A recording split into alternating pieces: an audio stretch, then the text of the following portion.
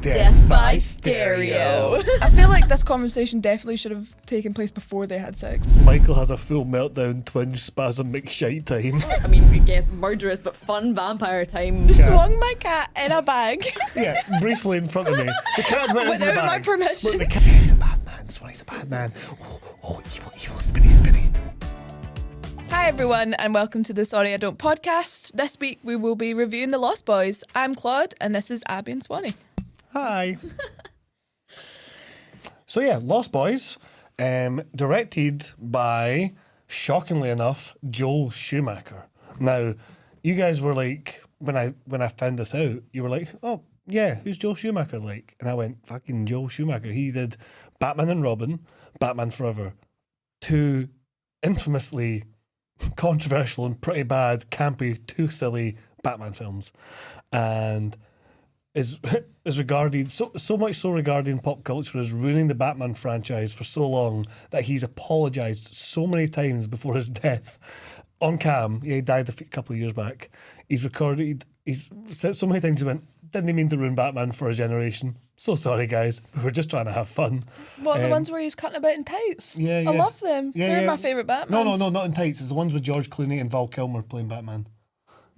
Yeah. Batman and Robin's a nightmare. Batman Forever has some redeeming qualities. Right, this isn't The No, Lost Boys. the point I'm making is Joel Schumacher is quite a out there, campy, over the top director, like very known for in your face stuff. And to see him do something that has that energy, but is a bit more dialed back in some ways and more coherent was very, very cool. So I was like, what the hell am I in for here? And then when I saw it, I was like, oh. And this came out after or before? It came out. Yeah, it came out before. This actually came out before all the Batman films. Oh, well. Yeah. I was going to say if it came out after, it's like, oh, redemption. But No. maybe not. Never mind. Hey, look, there's still good things about them, but he's an interesting director either way. So I was very surprised to see that he was doing this, and it was great, in my opinion. But yeah, so as I say, film came out in 1987, starring Kiefer Sutherland, in one of his first roles. I think he was only like 21, 22 years old for the 21. Yeah, which is crazy. And he looks way older than 21. Aye. He looks like comparable to Patrick Swayze in Point Break. Yeah, he Like I know the character's similar as well, but also age-wise, in my opinion. And who else did it star? Was anyone else? There was Corey Diane Feldman, Wiest, Corey Feldman, Corey Haim, and the other frog brother who has never done anything since. I yeah, don't fuck think. Corey Feldman. No, the other frog brother. There's 3 frog brothers. There's 2 frog brothers. Yeah. Corey Haim isn't a frog He's not brother. a frog brother, right. Sorry, neither he is. Yeah, and we also have Diane Wiest, who I know from a Family Guy joke, and that's about it. Yeah, so big 80s film, lots of vampires. We like vampires here. Oh yeah, Watching a lot of different vampire properties. we like 80s films. All the time. I particularly love 80s films. This is like, not only is this one of my favourite films, but this is like one of my favourite kinds of films, or like probably my favourite kind of film. I love things that are just a bit camp and ridiculous and 80s and trying to be sexy, but in a sort of stupid way. Totally. So yeah, should we just go into the plot? Yeah, do you want to just jump in, or do you want to give little opinions about? Because you've never seen the film before. No. You've never seen it before. You love it, right? Yes. Or always have loved it, I should have said. Whereas I'd seen like part of the ending years ago, and another scene that I thought was from it, but definitely wasn't from that film. It was much darker. So I was actually quite surprised at how funny and fun it was, because I had this scarred memory of a really terrifying scene with vampires and slabs and spewing blood, and I was like, oh, we're going to come back to this. Cool, dark. Yeah, I'm ready for it. And it wasn't that. So I have no idea what that horrible film was. But yeah, no, I've had it on my watch list for a long time, so I was very excited to get it watched. I'm still undecided about it. I'm going to make my opinion of it by the time we have finished talking about it. But I didn't dislike it, but I didn't love it in the way that I would have hoped to. But we'll talk I think about it. I said as well, I was like, this is going to go one of two ways with you specifically, because you kind of don't like films with bunches of Waynes in them. No, it's the Waynes in it. Yeah. And Can he act? But then Can I hack them? you did enjoy Point Break, and I wasn't expecting you to enjoy Point Break. And there's bits of this that are very, very like in the same vein as Point Break. Yeah. But I was like, it's kind of like Point Break meets The Goonies, which is like a great thing for you and the worst thing imaginable for you. So I was like, this is gonna go. And I feel like, yeah, your response to it actually, that's probably how I would have expected you to feel about it. Yeah. So we'll find out how you feel about it as we go on.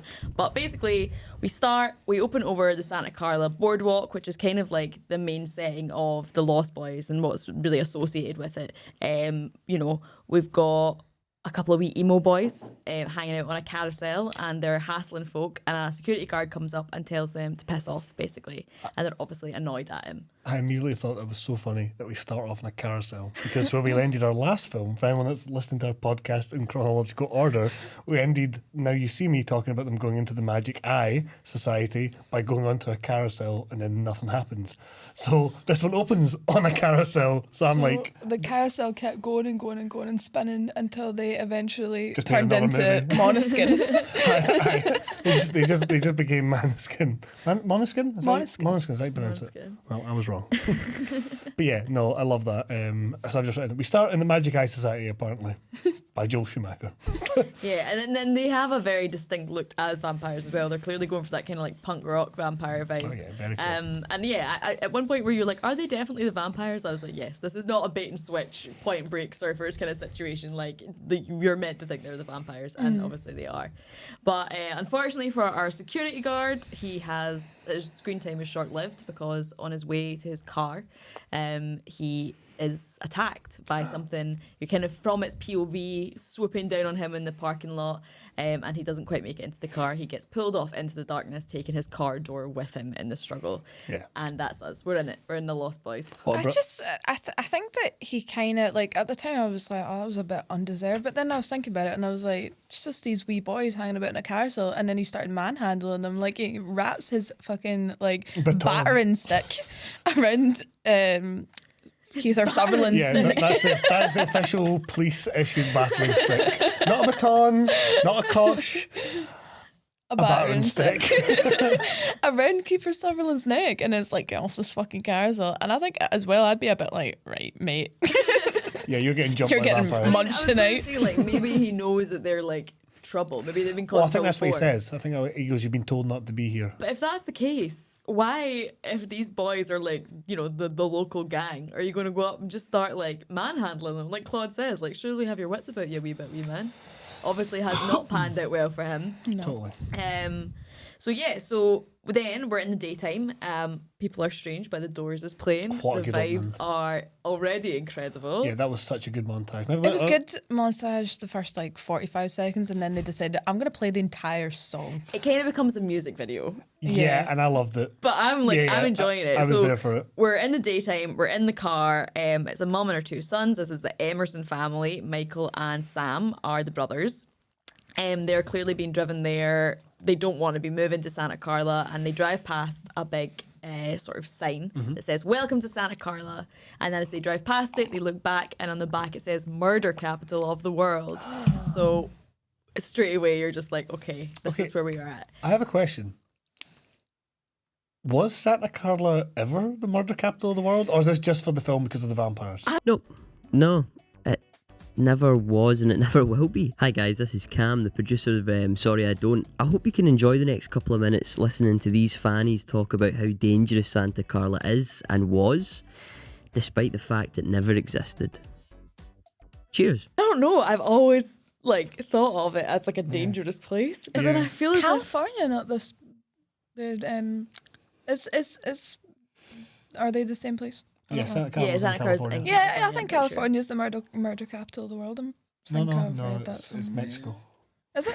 Oh, well, I might have used to be. Different. Yeah, no, well, that's what I'm thinking. Was it? Talking was shit. it, did it even just Well, ever in- have like a dangerous? In the 80s, crime was a lot worse than the United States, so it is very likely California's got a lot of open space, especially with the cities. It's a lot more dangerous. Deserts and stuff. There's commute. So yeah, I could easily see it being quite a dangerous place. I mean, St. Louis was always is always the top of the murder capitals in the United States, but it's got a small population. I'd love to think that it is, or it was, and they're just like, yeah, it's vampires. Because of vampires. Yeah, I guess if it was actually the murder capital of the world, is that like vaguely insensitive? It's a bit because of shocking. these 4 vampires. I did try and look it up, and all it was saying was like, yeah, the murder rates were pretty bad at some points in the 80s. So maybe it was more like Maybe it's like a kind of like they've hey, decided. we're going to claim Yeah. this because it was all filmed there. It was all filmed in. Well, the Santa thing is Carla. as well, like it was like the setting of Santa Carla is like so cool. So like in this montage, you're kind of seeing all these different like subcultures and things like that. You've got like hippies, you've got kind of emo looking people, you've got sort of like Goths. goths, all this sort of stuff. Like, Bikers. families, biker, everything. Like you've got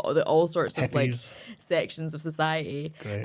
But like I knew about like the boardwalk and everything like, before I'd ever seen the film because my dad always talked about it as being like really cool. I was like, oh, I wish I'd lived there. I wish I'd been there. And also like we used to listen to a lot of Bruce Springsteen and things who sings Oh, about yeah. this sort of shit all the time as well. So I feel like I already liked the film before I'd even watched it.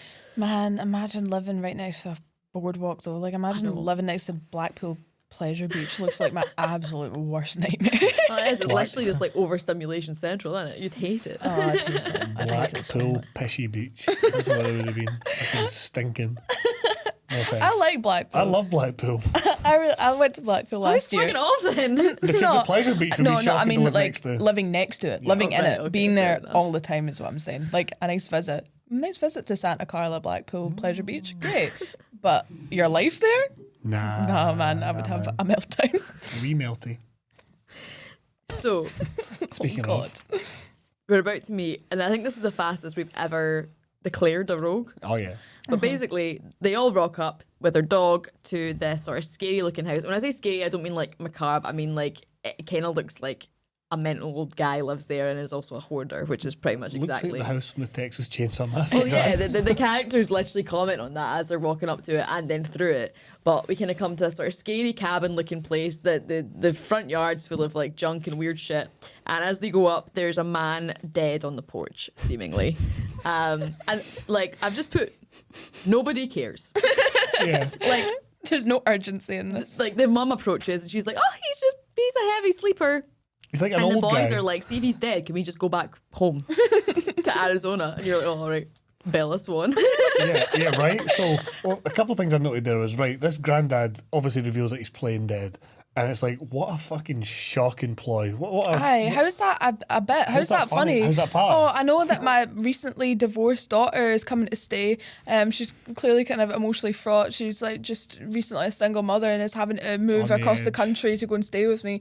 And I'm gonna play dead in the porch, and it looks like I've had like a stroke or a heart attack and died. The thing Is that funny? At least the mum, I guess, Is this that was, like, alright? something he used to do when she was a child. And she's like, oh, haha, he's not really dead. Oh, don't but like worry. the boys, like I'm like, yeah, you're right. We learn that they are children of divorce suddenly who have had to uproot their entire lives. And Totally. Granddad's like, forget the welcome wagon. I'm gonna pretend I've had a heart attack. Hey, remember how I traumatized you? Well, I'm going to do the same thing to your sons. Get ready. Here we are. Santa Family Carla. traditions are important, especially because you've just driven past a big sign that says murder capital of the world. Like Right. someone stabbed Granddad. Fuck. But like, yeah, and again, you pointed out there the boy saying if he's dead, can we go back to Arizona? Can we go back to Phoenix? And I'm like, right. And all my kind of understanding of Phoenix and stuff, or hearing it in real life or hearing it in films, I've only ever heard 2 people ever say that they want to go back there. Everything else is always, nah, good to get out of Phoenix. Nah, Arizona's too warm. Let's get out of it. Only 2 people are these boys and fucking Bella from Swan, Twilight. yeah. Like, why? What At is least these this? boys were implied to have friends back in Arizona. I think Bella just liked it. Yeah, she was. But yeah, so obviously he's playing dead, and they get this really funny, like, fake sitcom-y moment where he sits up and he's like, it was all a joke, and she's like, Dad! Which is how we actually learned that it's their granddad. Yeah. And it is the most, like, ridiculous, like, oh, what is he like? Oh, old Grandpa Rogue. What are you all about? Yeah. It's just everything that he does is so out of place. Like, there's obviously quite a lot of kind of bits. It's like a comedic film. There's quite a lot of like funny jabs, and everything he comes out with comes right out of left field where you're like, brilliant. whoa. He has. Where did that come I've from? never had a character with so many implied narratives just on So every many. sentence. Like, so yeah, like right away, he starts talking about her divorce with her, right? And then he's like, yeah, well, you might be the only woman I know who will actually benefit from a divorce. And it's like, right, so he doesn't believe in divorce rights. Okay, sure. And then then the boys see his workshop, right, when they're going about the house, and he says, "Yeah, well, we got some rules." So we've got a list of Grandad has some weird rules. That's it. I've written. So he doesn't like to watch TV. So his rules mostly involve like not touching his stuff on the shelf in the fridge, right? So his root beer's only for him. Starts off reasonable enough. And then he's got things like, now you see a sticker on the TV guide, you'll be tempted to rip it off, but don't rip it off because you'll tear the front page. And I love my TV guide. And his grandson is like, well, you don't have a TV. He's like, aye, get a TV guide, you don't need to watch the TV. And the guide. This brings us to our first That's Swanny declaration of this film. Because Swanny, like I was like, that's Swanny when he was older, and then Claude was like, nah, that's Swanny now. Because there's been so many things like, oh, Swanny, you need to watch this TV series, really enjoy it. And then you're like, nah, I've read the wiki and just not that keen. Aye, but you know, watch it and see how you feel. Nah, man, Right. read the wiki, sounds shite. In brief defence of this, Mate, brief defence, very brief defence, anyone can fucking write a Wikipedia. very brief defence of this. You could. I have. Very, very brief. I've written Wikipedias that I've then commented on and used as anyway, that was very funny. No, right. No, in brief defence of this, there's a lot of TV out there. There's a lot of things out there, and sometimes they look awfully shite, and I don't want to watch them. Then people recommend it, and I'm like, okay, you know what? Everything I'm seeing about this doesn't make me want to watch it. But if I look up the episode and read a little bit of the plot, and I go, oh, that sounds amazing, then it makes me actually want to watch it, and then I watch it and have such a good appreciation. You'll read the entire plot, so what's the point in reading Because it it's about the anymore? experience of it, and if the Grandpa Rogue. yeah, but no, like it's more about the experience for me. The older I get, the more I care less about plot spoilers, unless it's like Game of Thrones or something like that. Is that a sign of It's just me. becoming mature? I don't know. It's me being economical with my time. I'm not going to fucking waste my time on an 8-hour TV show if I don't think I'm going to like it. If I don't think I'm going to like it, I'm not going to watch it. But if someone says watch it, I'll read up a bit about it, and if it sounds good, I'll watch it. But that's the reason I'm going to watch Succession now, because I heard the season 2 finale had a great twist. So I read up what it was. I went, oh, that is a great twist. I might watch this now. And you know, we're in the last season. I've not watched it yet, but You read the TV guide, you ain't gotta watch the TV. yeah. Because at first I was like, who does that? And then you were like, you do that. And I went, oh yeah, I'm insane. But yeah, we've dubbed him Papa Rogue, basically. That's his. Oh, it was Papa Rogue, not Grandpa Rogue. Papa Rogue. But you know, I am a little bit conflicted because Oh yeah. we'll get to him in not very long, but the mad saxophone player is like so roguish. Well, that's literally the next scene. That's literally where we're at. So Big basically, where we're up to right now is the boys are hating their life. They didn't want to be dragged here, and they're really upset about the fact that without TV, they're not going to get MTV.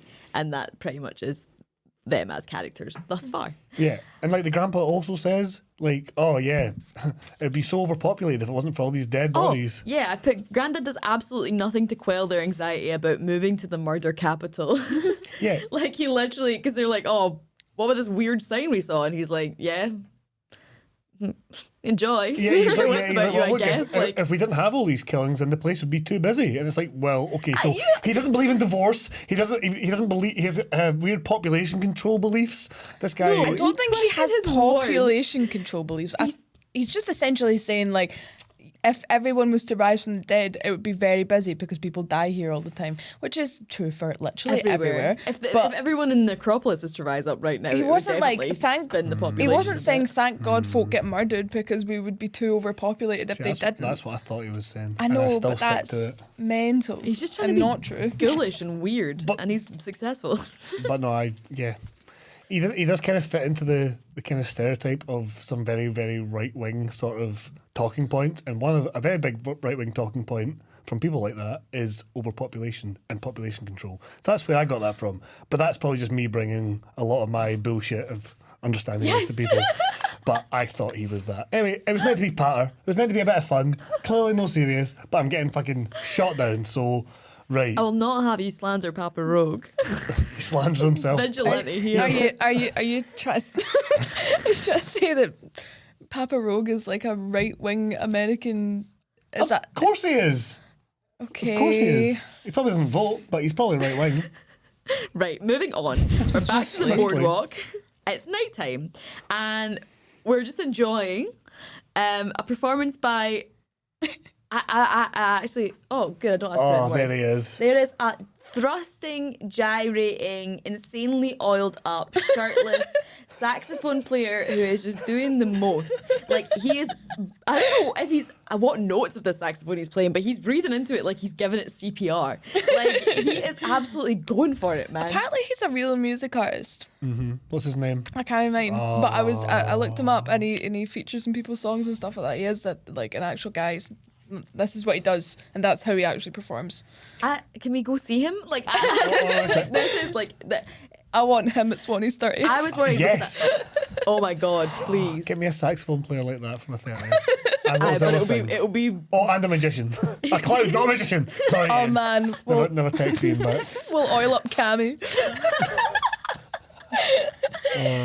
Right. No, I was really excited when he came on the screen because I knew that like parts of this were going to be a hard sell. I didn't know if I had won you particularly over, and I was like, I just need the ridiculous saxophone player to come on the screen because that is going to really like endear this film to them. And the reactions, I was not disappointed. So I wrote down, this is maybe the best live performance I've ever seen come out the film. He's so sexy, he's so captivating, he's so charismatic, he draws all your attention, but I'm no bi. See, I just like whenever I was watching it, and then you have like our main kind of older brother character, who I've dubbed Michael Mumbles because you can't hear anything he's saying Fucking ever. Michael Mumbles, man. He's like chasing after this lassie, and I'm like, hold on, I want my sweaty sax player back. What the fuck? I don't want to watch this guy chasing after some lassie. I thought he was the guy from the Red Hot Chili Peppers. I thought he was Yeah, literally... you were Anthony both, like- Kiedis but again. honestly, That's like, it. have you ever seen? I mean, he looks nothing like Anthony Kiedis. Anthony Kiedis has never been that beefed up. I think Oh, that's what I thought he had been. I was like, when did this happen and where did that When did go? Anthony Kiedis ever play the saxophone? Don't know, man. To be fair, maybe he does. I don't know. I don't know him that well. But it'd be like apologies finding to Anthony Kiedis. Yeah, it's like... apologies to Anthony Kiedis. Yeah, a shout out to his family. No, it'd be like finding out, I don't know, Bob Dylan played the violin. You'd be like, oh, I guess. Yeah, He does fair. everything else. But ultimately, it's not him. And you're right. We get distracted away from. We don't get to spend enough time with the saxophone player No. because I this watched is the whole when. film. I was kind of hoping he was going to be a vampire. At the Do you know end. what though? Because I actually did think about this. Like, there are 4 vampires in the film, like the main Yeah, vampires. confirmed. And like, but then apparently like Santa Carla's got a vampire problem. So I'm like, who has been there before? Do you know what I mean? Like, are there other vampires? Maybe the saxophone player is a vampire. We just don't know. Yeah, he could be. Absolutely. I'm gonna go with that because I like to believe it. I like Yeah. that implied narrative. Yeah, his implied narrative is great because he was honestly...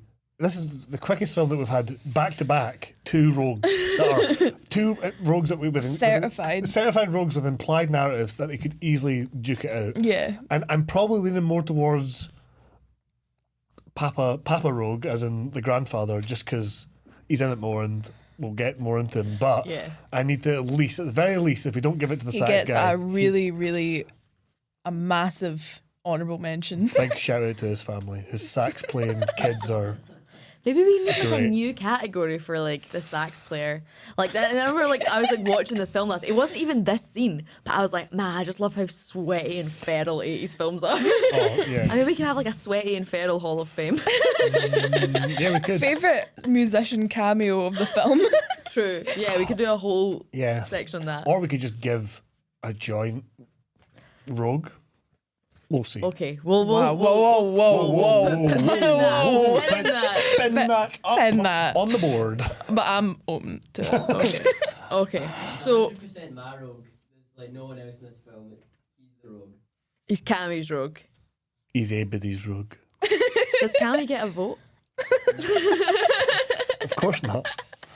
Can you see him on screen? Can you hear him well? No. Then he doesn't get a vote. So, as you mentioned, Claude, we don't get to spend enough time with the sweaty saxophone player because we now meet Star. And I mean, you guys were like, oh, like this is just another 80s film character, like girl who doesn't have much to do. And this is the first time I ever watched that, and like that really fully impressed upon me because I just loved her so much when I was a teenager. I just wanted to be like her. I totally get it, especially when she's walking through the boardwalk. Oh, yeah. She like just commands such a presence, and you're like, who is this? Yeah. She's so pretty, she's so cool looking. And then Silence as she walked in the room. That's exactly how I felt with her. Sorry to sing over you, but that's exactly what you. That's what she gave to me. Yeah, she did. She was very Lord. intoxicating. Yes. And she particularly intoxicates Michael, who just mumbles. Michael mumbles, who just stares at her. Like, it's so funny because Oh my God. I don't know whether he doesn't expect her to turn around or he thinks if he stares at her long enough, she is going to turn around. But she's like moving past him in the crowd and he is literally just like looking at her like, it is so funny. Eventually, he does catch her eye. And she's kind of doing a wee like, oh, like sort of eye flirt with him. I have tried to do this No, many. you have done this. I was about to say, I've literally seen you in a nice little drunk phase right before you fuck it, but you're not sober anymore. Just that right balance of I'm confident and I am dolled up and I'm going to be looking, making eyes through a club of loads of different people, and you do it literally like that. Maybe And this is where I learned it. this is where you fucking learned it.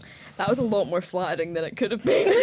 I was like bracing myself. I was like, where do we go with this? And then you spew all over yourself and I have never been quoted. Well, If you're all over yourself, shit yourself and die. So, while this is all going on, we're also cutting to the mum, Lucy. She's kind of on her own wee kind of adventure. She sees a wee boy, a lost boy, funnily enough, and she takes him inside this video store to see if she can find his parents, who immediately come over, but that then introduces her to the video store owner, Max. And Max is literally like, I've got every DVD in the world. And she very like shyly is like, oh no, I don't want a DVD. Which, VHS. or VHS, sorry, DVDs. There were no DVDs at this time. VHS tapes. He's got a video store and he's like, do you want...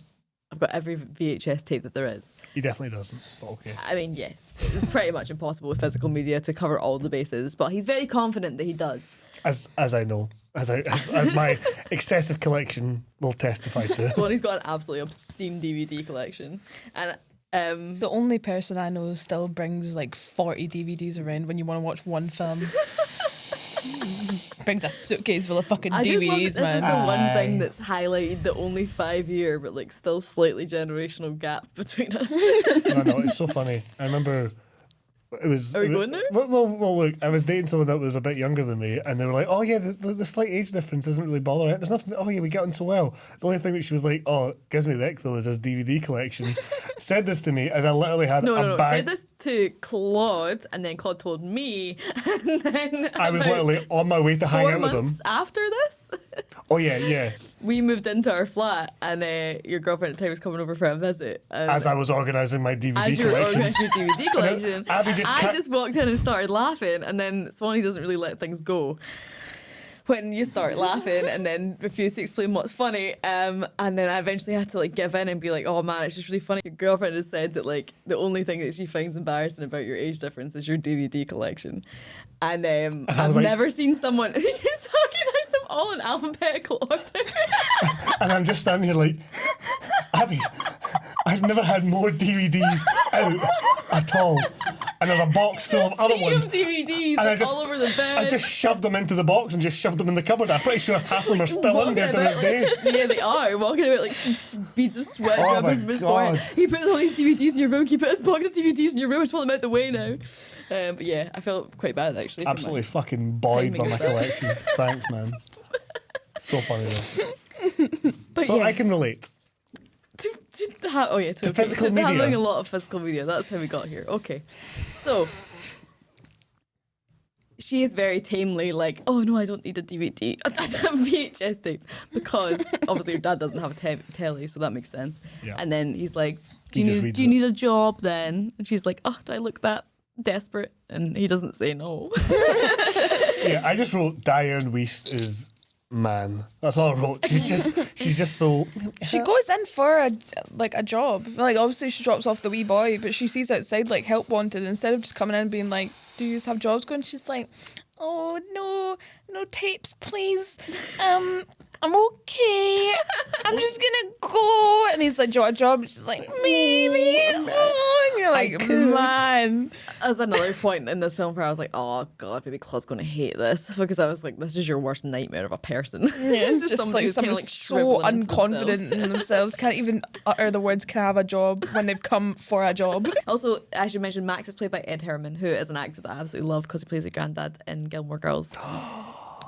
So he does. Yeah. I never clocked that. And he plays Max, the video store owner, so just wanted That's cute. to mention that there because I love him in a bunch of different things. He's Yeah. great in everything. I always like when I see actors that I like in something being in other things. Even if I don't watch all of it, I'm like, oh, they're still working. That's great. Yeah, well, Ed Herman's dead, unfortunately. Well, no, so- but with Gilmore Girls, he was doing Oh that. yeah, I haven't so seen in the it. future, Yeah, he's yeah. still working. I haven't seen all the Gilmore Girls, but it's weird that I have seen that character as soon as you said it.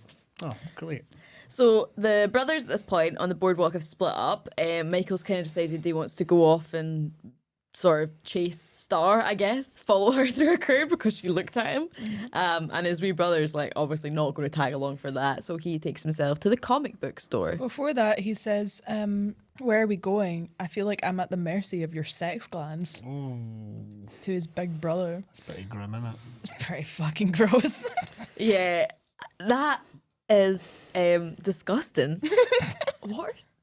Sex glands? Well, I mean, do you want to get into this? The anatomy? I'm pretty sure there's a part of the I don't. penis called I the just- glands.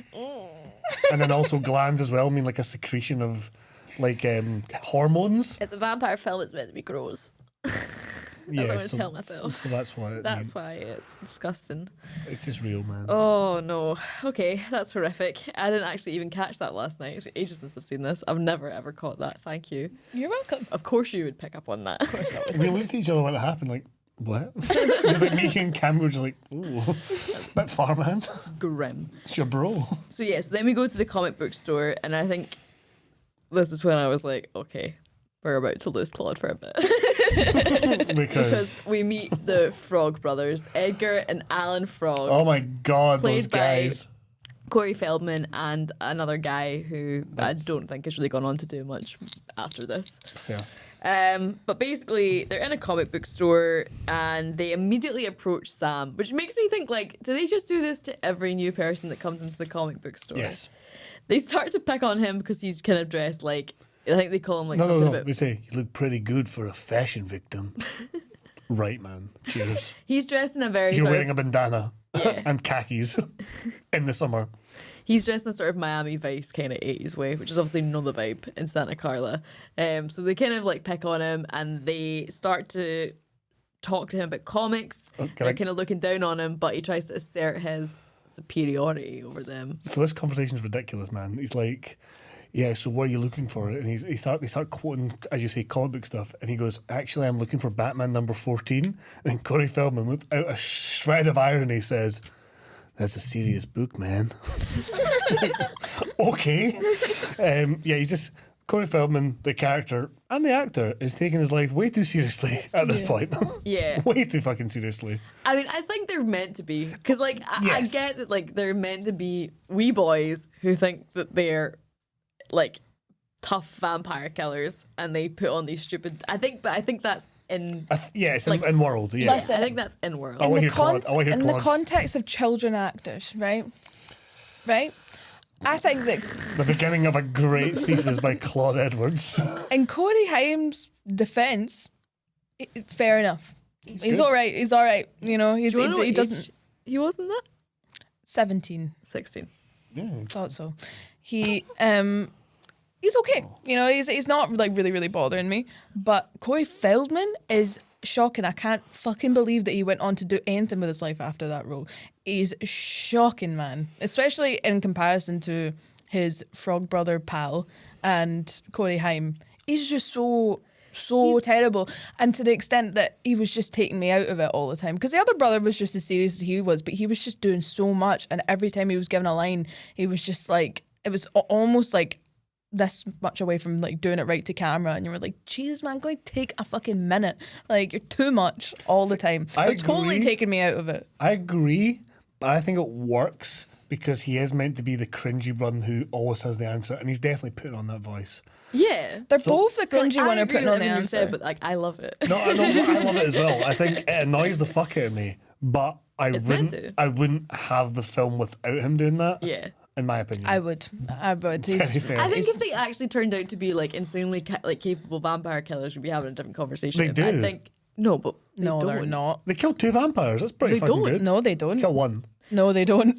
No, they do kind of kill one, but not Not like, really. They stab him in the heart when he's upside down. in Yeah, the but then cave. they need like a I significant guess. amount of I'll give 'em that. assistance getting Later out on. of that situation. Yeah. Yeah, I mean they're kids, but they still kill the kill. Anyway, I think that he is pretty terrible. Like, I need to show you the shocking. music video that he made when he was a lot older. It's one of the worst things I've ever seen in my life. It's so funny. Yeah, he has a music career where he acts like Michael Jackson, and everyone's just cringing as they watch it. Live performances, everyone's like, "Oh yeah, that's." Oh, Feldman, that's a shame. It's just that, like, see, this is gonna sound like a weird observation to make, but I've seen this kind of bit before in one of my favorite horror films called Insidious, where you have 2 like nerds who know loads about the subject who come in and they're like, "I'm gonna help you hunt this thing," but it's ghosts in Insidious, and I hated it in that. It's just like, why are these guys here? We've got our cool main characters that we're already dealing with, and then we've got like fucking Tweedledee and Tweedle, shut the fuck up. Like, Tweedledee. I don't understand the point in them. But I love that. I would have. No, I love it I too. want Tweedledee and Tweedle shut the fuck up. Yeah, I agree with you on I this. want them in my silly vampire film. Agreed. But yeah, so we meet them, and he's trying to they're trying to sort of talk down to Sam, and Sam tries to assert dominance over them with his superior comic book knowledge. He's like, "There's only 4 of those in the world," talking about the Batman 14 comic, and he's like, "Yes, I'm always looking for the other," or he's like, "I've got 3, I'm always looking for the other one," and it's just stupid. It's so stupid. It's so stupid, as if this guy is like an actual like comic book collector of great esteem. It's your dad's store. It's not even his dad's store. It's just what you do. Yeah, we also keep cutting to their parents who are, I guess, like stoned or something, but they like literally never open their eyes. Every time we see them, I guess it's kind of to explain why these children have free reign to be vampire hunters. Yeah. But yeah, that we kind of see them constantly in the background, like sleeping on each other. Very quickly, I want to ask you something, Claude. Since you're so annoyed by Corey Feldman in this, Yes. who do you find more annoying? Corey Feldman in this or Jesse Eisenberg in Now You See Me? Jesse Eisenberg, now you see me because Okay, he's good. a pig. Yeah, No shout outs to his family. never. He doesn't have a family. They'll fucking push them out. Okay. Right. So yeah, so we kind of we figure out at this point, kind of the Frog Brothers are trying to hint at Sam about the vampire problem with Santa Carla. Why they know about it and no one else seems to, I have no idea. But they give him a horror comic about vampires, and he's like, "I don't want this," and he's like, "Take it, it could save your life." And obviously he's like, "Right, whatever, leave me alone, weird guys." Like, Yeah, I just wanted pals in the comic book store, no freaks. I mean, I can kind of see them possibly because of the way that their parents are, like, just not being enrolled in a school. But I kind of am a little, like, I am and I'm not a little bit gutted that we didn't get to see any sort of. I think this takes place just before the It's in school goes summer, yeah. back, yeah. But No, I'm they've like, been kicked out of school for being so fucking annoying. Like, get out. Claude's the teacher, and she's like, "Nah, you're not getting in this year. Nah." But I've changed over the summer. No, you've not. Go. Get home. You're homeschooled this year again. but that's it. So, like, I am a little bit gutted that we don't get to see what these guys would have. I want to see other kids that age respond to them, because I Yeah. feel like Sam, even though he's kind of like rude back to them because they're rude to him, I'm like, he's quite gracious about the way that they are. Yeah. And also, he's just met them. So I'd love to see someone who's hanging out. Well, Who's there's a known reason them we don't. growing up. Yeah, no, there's a reason we don't see them hanging out with anyone else because of the fucking Frog Brothers. It's like, oh my god, you've invited the Frog Brothers? Fucking Nobody's invited the Frog Brothers, man. That's They- a sentence that's never been uttered in the entire history of time. especially in Santa Carla. People Santa are trying Carla? to Santa have Clara. like a wee Carla. kind of birthday at Rough and Tumble, like one of those like soft play areas, and they're cutting about throwing garlic at folk in holy water, and they're like, "Who invited the fucking Frog Brothers, man?" crawling through the vents, going, "Yeah, we're trying to get to the secret office with the vampire lair." You're like, "Man, shut up! Actually, just stay up there, please. Can we turn the heating on?" So we also had a bit of a discussion.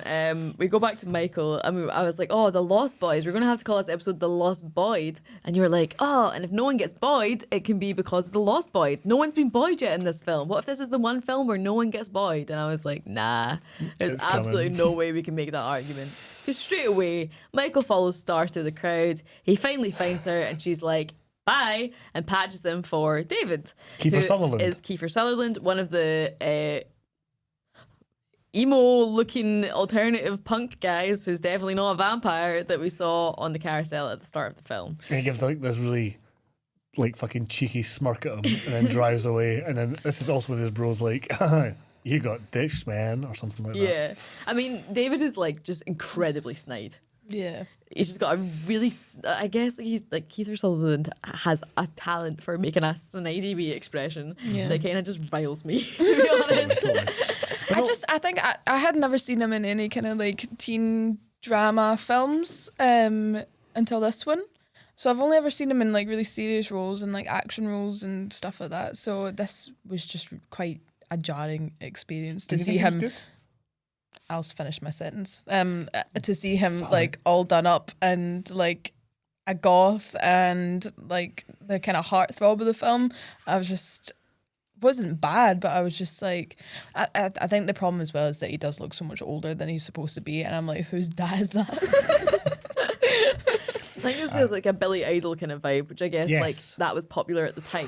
Because I see a lot of Good people. catch. Good catch. Yeah, I see a lot of people who are like were teenagers at the time this film came out who are like, "Oh, he's really sexy," and I'm like, when I watched this as a teenager, I thought Michael was sexy. Yeah, I Michael's definitely sexy. didn't ever think that like Kiefer Sutherland Sutherland was sexy, but I think that's because that wasn't trendy when we Right. were like that age. So you wouldn't say he's sexy now? Looking at him and that? I'm gonna be honest, I've never seen Kiefer Sutherland in anything other than this film. Yes, you have. Far Walk With Me. What? He's the little professor at the start that's working with Chris Isaacs. Chris Isaac? Oh, he's not sexy in that. Yeah, he's not sexy in that. He's very no, you just said you hadn't seen him in anything else. Oh, right, okay, He's so I very, have he's seen him very, in he's very nebbish in that. So having seen him in that, having seen him in 24, and then seen him in this, I'm suddenly like, holy shit, Kiefer Sutherland's quite a versatile actor, actually. Yeah, I guess so. But he just mostly does the same thing nowadays. I mean, 24 was very iconic for him, so he's just been riding off that for years. This is my main exposure to Kiefer Sutherland. And I'm aware of the fact he's in other stuff, but yeah, so he is generally quite snidey. He goes off with Star, and that is the first boying of the film, I would say. Apart from the fact that I think pretty much everyone So in the buoyed. crowd watching that saxophone player that was not the saxophone player It's getting buoyed. is getting buoyed. Imagine like going on a date and taking a girl to go and see that, and then just standing next to her, just looking a I bit know. shite. Every man's dick in that audience shrunk when they saw him, permanently by like 1 inch. 1 inch less because they saw that. And you know what? They're all like, fair enough, man. He can take my inches, mate. Wait, Man, no matter. wait, that came out wrong. Can't save that. I think no matter what happens at the end of this, Lie. Sorry. no matter what happens at the end of this, no matter what I decide to rate this film, that saxophone player has truly changed my perspective on life. Right? Fair. 10 out of 10 sequence. I want to see that live so bad. I want that to transmit. Do you know what? Fuck it. I don't want to talk about the rest of this film at all. I just want to talk about the different songs that I want to see him Imagine do. him at the King Tut's Walla Hut Imagine him. stage. Imagine him at fucking King Tut's, like the Just go the nuts. stage. Everyone's sweating. The actual playhouse in Glasgow. Such small, cramped room. He'd be fucking nailing it. Imagine him in the Oran Moor. Imagine him. Maybe his sweat would land on me. Oh, get him in the O2. Get a cup of Sweating sweat. Federal Hall of Fame for Claude. Get a cup of sweat. Right, moving on. So we get another kind of interstitial where we see a pair of lovers in a car, get the car roof ripped off, and obviously get attacked by the vampires. So the killings are ramping up, I Yeah. guess, is what we're supposed to learn from Right. that. Can I just say, she's reading a magazine called Sad Sack Magazine. Discuss. Yeah, it What? can't, like they're kind of giggling at it as if it's like maybe like a dirty magazine, but I'm like, why would it be called Sad Sack. Sack. What specific like interests is Yeah, that? what is that about? It's But no. boys post saxophone player. Yes, I was about to say it. It fucking is. They're like, yeah, they renamed the whole magazine because it was actually called Enemy, and then they renamed it after that performance. Sad Sack, that's what we are now. But yes, so they get killed, right? So they obviously get butchered, I imagine. And then we're back to the daytime. Granddad's doing something roguish again. Papa Roach is up Papa to... Roach. Papa Roach. Papa Roach. Good band. Well, okay band. Good songs. Papa Rogue. I'm going to keep doing that. Because that's why I said Papa Roach. And Papa Roach is a suggestion for the name because it sounded like Papa Roach. It's like me trying to say Sabine. tuberculosis. Tuberculosis. No. Okay, so Papa Rogue is with Sam in the car and he's like, let's go to town, let's get the car started up. And then he gets the car started up and then he just turns the engine off. And this poor wee boy, man, he's like literally like been dragged across the country, doesn't have any pals. He's like, oh, fun night at the boardwalk with my brother. Oh, I guess I'm going to have to let you go harass this woman through a crowd. I'll go to the comic book store where a bunch of freaks are going to pick on me for not knowing enough about comics and dressing weird. Yep. The next day, fun trip with Granddad. Oh no, we're just going to sit in your car, start the motor, and then get it back out. Brilliant. Love it in Santa Carla, Yeah, and man. like- Having the time of my life. The grandpa's just like sniffing the car as it comes on, like, you ready for an adventure? Like, jerks the car a bit and goes, well, that was fun, and gets out of the car. And it's like, what the fuck? Oh, yeah, And then me. we have Swanny count too. We have had multiple road trips with Swanny, which have resulted in near misses or misses with his car, which we have dubbed the Clacky. My favourite thing about that was, right, so we were driving back from Annisig, tensions were running high. About an Yes. hour outside of Fort William, the car breaks down. We end up waiting about We actually 2 hours. discussed this on Moulin Rouge when I was having my wee moment playing the entire soundtrack. This was the events of that, the aftermath. Yeah, so we ended up waiting about 2 hours for roadside assistance. Then something else happened. So eventually, 4 hours after the car initially breaks down, we get towed to Fort William and basically told, like, good luck from here. This is as far as we can take you. It's like the middle of the night, not even in Fort William, like on the outskirts, a random garage. I think we maybe decided Swanny's dad was going to have to come pick us up and drive us all home individually. It was horrible. Very right? boring experience. Really terrible time. Then magically, the car starts again. Yeah, I go, let's just give it one last go. And it just For a laugh. turns on. And everyone was so excited. We are literally terrified of turning the car off. Swanny was like, we just have to drive the whole way, no stops, no pee breaks, nothing. We had to fill up for petrol, and he was like, I'm just going to keep the motor running. Abby, you've never filled a car with petrol before. You're about to learn. So, like, we were so on it, right? We get all the way back to the south side of Glasgow, and Claude decides to tell us about the jobby thrower. So the battlefield jobby thrower. Fuck, are we talking about this? Aye. Go for it. So there's Forgot a about him. tale of a man who allegedly throws shit out of his window at passers-by. And there's like many eyewitness accounts to this. Yes. And pictures online. I was like, yeah, this is where it is. I won't explain exactly where it is, but and then Swanny, for some reason, was like, "Oh, we should go around that bit. I want you to show me where it is." I was like, "Yeah, okay." It's like 4 o'clock in the morning. Yeah, it's 4 o'clock in the morning. We've been stranded for hours and hours and hours. We've kept this entire car going from Fort William until to home, essentially. Yeah, we're so close to home. And then we were like, right, if we stop it, it might not start again. And then I'm like, here he is. Here's the jobby thrower. And then Swanny stops the car directly out of the side of the house of the man who is known for flinging shit out of his window. While he's just shouted out the window, he's like rolled the window down and started being obscene. Like, not actually to get his attention, but in a way that's like winding us up to think that it might get his attention. I would have taken his attention. We have gone the entire way home. Like 4-hour drive without stopping this car on pain of death. And we stop it by accident. Or sorry, I don't think you can group responsibility for this. Swanny stops it by accident. Outside the jobby thrower's flat. As I've screamed at him, "Mon throw shite at me, pal," or something like that. Getting a laugh from everyone in the car, really playing up it. Turns the car off, and I'm like, "Oh fuck!" Man, I'd actually forgotten I did that. I'd so forgot. I was like, "Where are we going with this? Why are we talking about the jobby slinger?" And then I went, "Oh, I almost got us fucking not even just jobbied. I got us fucking bobbied by him, fucking killed by the guy." Oh my god. But so currently my car is sitting broken down outside my house right now. So Yeah. Totally buoyed. That car. God. Just like Papa Rogue's. Just Rogue. like Papa Rogue. So, Grandpa's car doesn't go anywhere. And then we're back in the comic book store with the Frog Brothers and Sam. So basically, this time they're like done hinting at it. They're like, listen, man, there's hundreds of vampires coming about. And he's like, okay, good one. He is not impressed at all by this sort of theory of theirs. And they then come out with this brilliant line. So they not only reveal that there's vampires, but they also reveal that they themselves are vampire hunters / killers. Yeah. And they tell him that we are fighters for truth, justice, in the American way.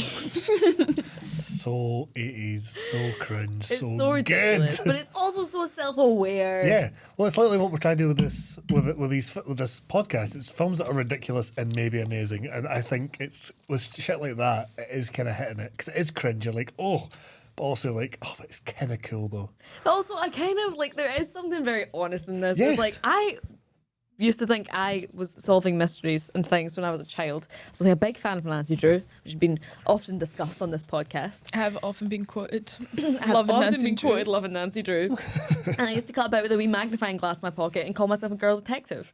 And I thought that there was something mysterious happening and everything. Like my teacher was off sick for a few weeks with some ear infection and I thought she'd been kidnapped.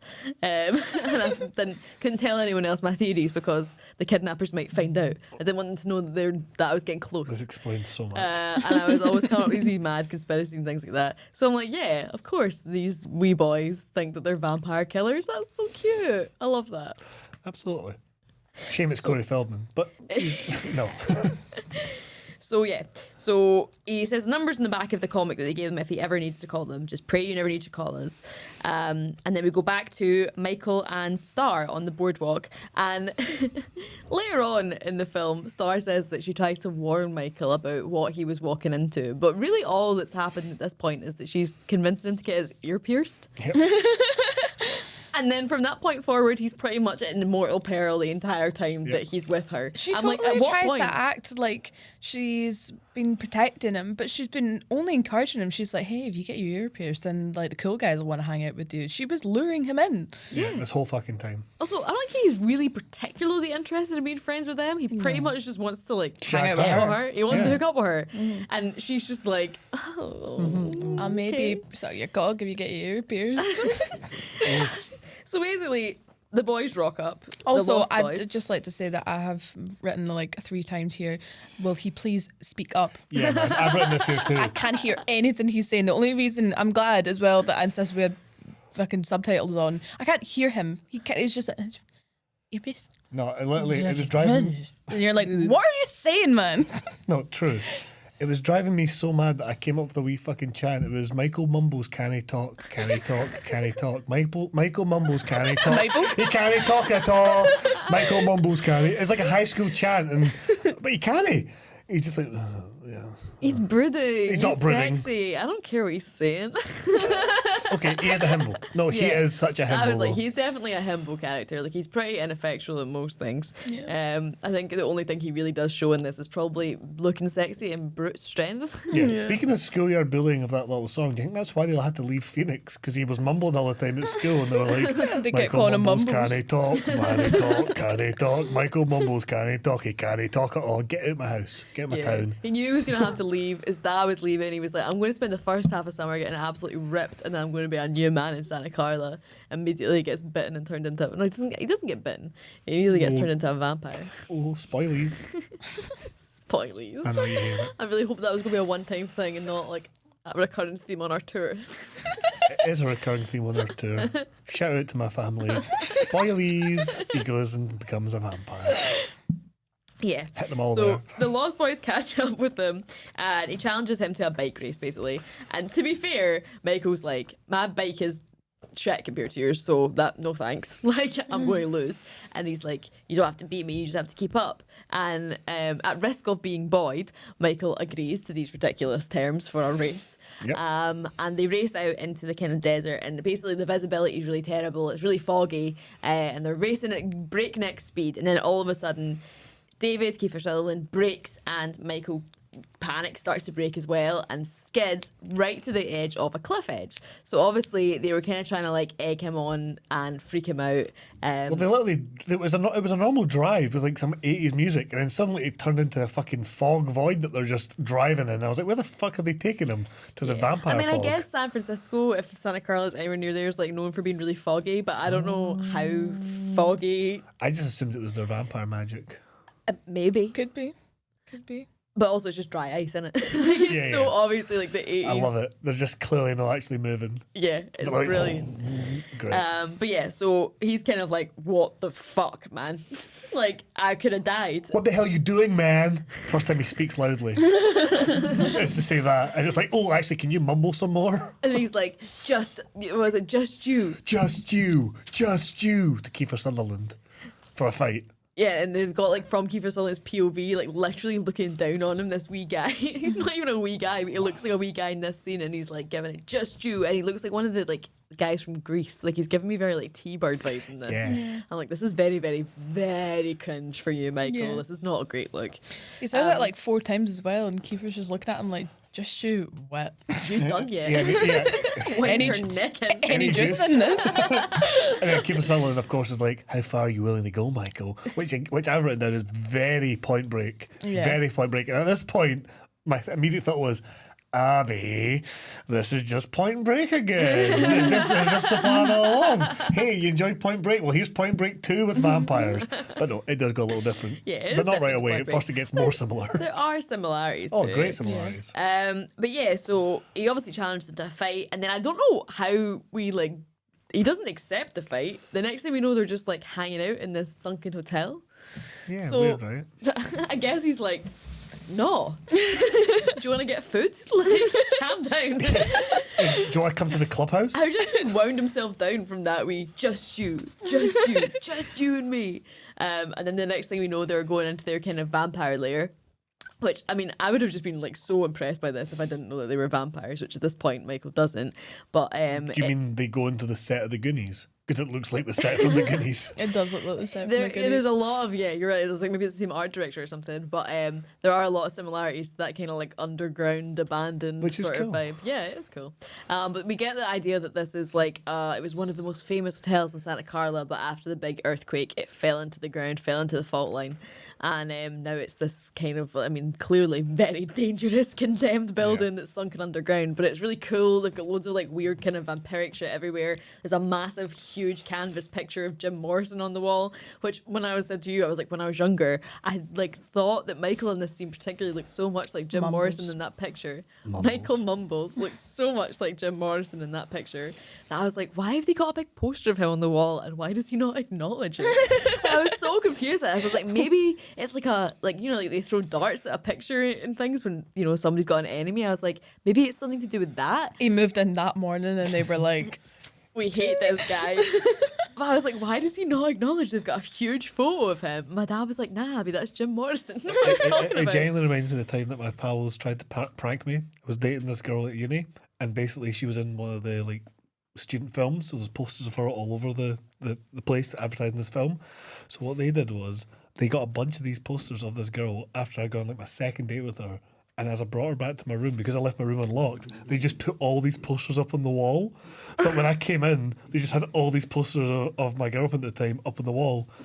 And I literally just had to be like, my flatmates are really funny. And then it was fine. We dated for a while after that, but the sinking feeling of, oh my God, these fucking bastards. Yeah.